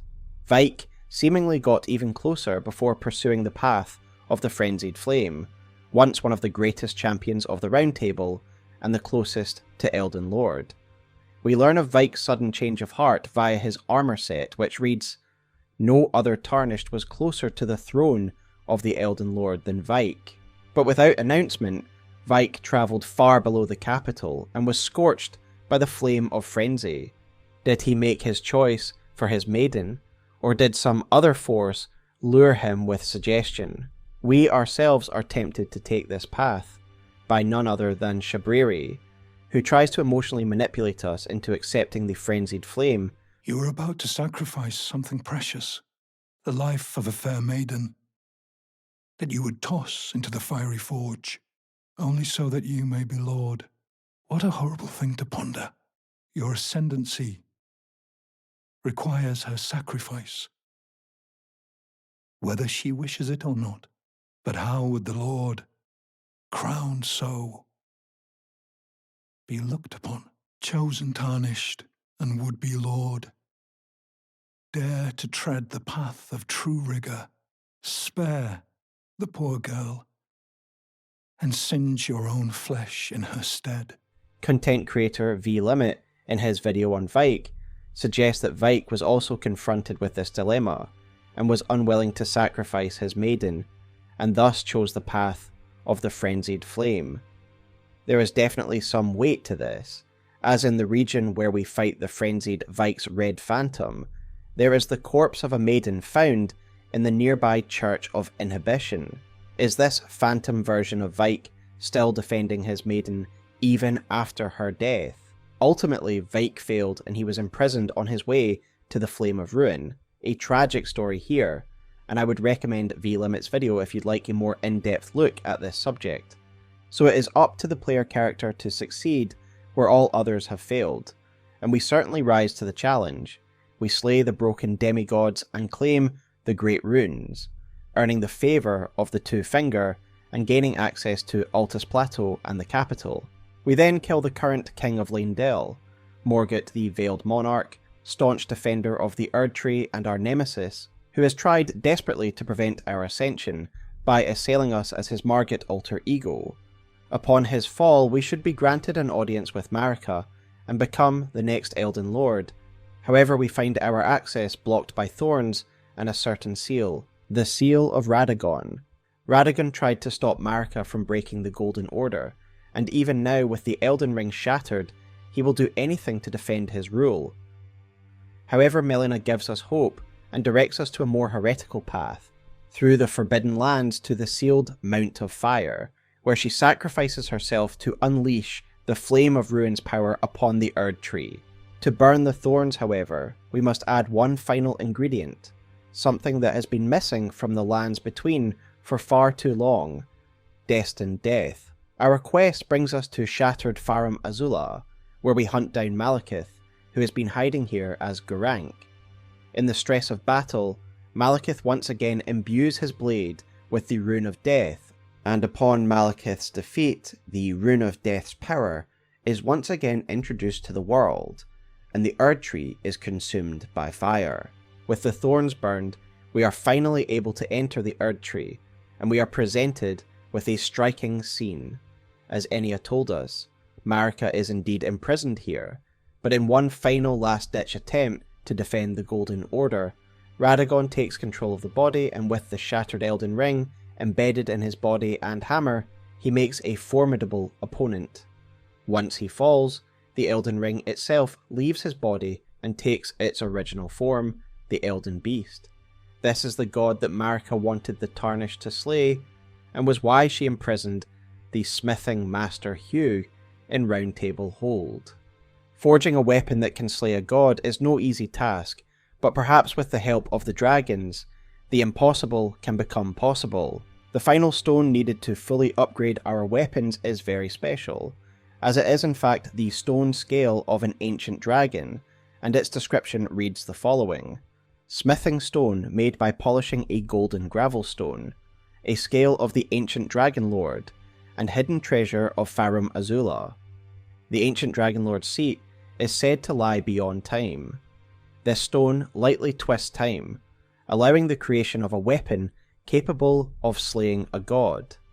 This is one of the most fascinating item descriptions in the entire game for me. It firstly tells us something about the eternal nature of the ancient dragons. They are immortal because their stone scales manipulate time. Secondly, the item description directly attributes these time manipulation properties as the reason we are able to slay a god. Perhaps we displace the Elden Beast in a temporal sense, or move it to the end of its timeline, and thus it ceases to exist. Regardless, we slay the beast and return it to its runic form, giving us the opportunity to decide how the world shall be repaired. Will we repair the Elden Ring as the Two Fingers and Greater Will expect, and thus restore order, ruling over a new era as Elden Lord? We can of course customize the Elden Ring and dictate the form that the new order takes, either perfecting the Golden Order, inflicting it with the Curse of the Omen, or giving those who live in death a place in the new order. There are, however, two other options. Options I suspect the Greater Will and Marika did not anticipate: the Age of Stars and the Lord of Chaos endings. In both endings, it seems as though the influence of the Elden Ring is finally excised from the world, with Ranni's new logical order, ruling from the cosmos, a god who is far removed from Earth, so she cannot be swayed by faith and emotion. In the Lord of Chaos ending, we complete the mission of the Three Fingers and their desire to undo all of the works of the Greater Will, returning life to a uniform state, a primordial soup. The Erdtree is burned to the ground by the power of the frenzied flame, despair made manifest. Those who gave me grace howled without words, saying they wished they were never born. Become their lord, take their torment, despair, their affliction, every sin, every curse, and melt it all away. As the Lord of Chaos, no more fractures, no more birth. Malenia, having not been burned in the flame of ruin, has the power of destined death returned to us, and the Gloam-Eyed Queen promises us death for bringing ruin upon the world. That is currently where the lore sits. Miyazaki has confirmed that there will be no new endings introduced in the DLC, and so you can safely choose the ending of your choice before entering the Shadowlands. However, I do wonder if there will be some alternate dialogue with Malenia, So if I had any advice, it would be to leave her boss fight alone for now, considering we will be meeting her long-lost brother in the DLC. Thank you all so much for watching this video, especially if you made it this far. This was the most ambitious script that I've ever done, and I am so grateful for everyone's support. There are of course some details that I skipped over in this video. The demigods and the outer gods in particular are subjects that each deserve their own video, and I didn't go over in full detail in this video. But I have given them this treatment in their own videos, and I would suggest you check out those videos if you wanted more information. This video was designed to give you a broad and solid understanding of the basic story of Elden Ring and its lore in preparation for the DLC. However, if you are interested in more, I would recommend my Miquella and Malenia lore videos, as these are characters that are most relevant to the Shadow of the Erdtree, at least as far as we are aware. Let me know your thoughts below. I love hearing your theories and interpretations of the stories, especially when we may disagree, as that's how I do learn and change my ideas. But for now guys, that is my story summary done, and I really need to get some sleep. But until next time guys, I will see you in the Shadowlands. Take care and have a wonderful evening.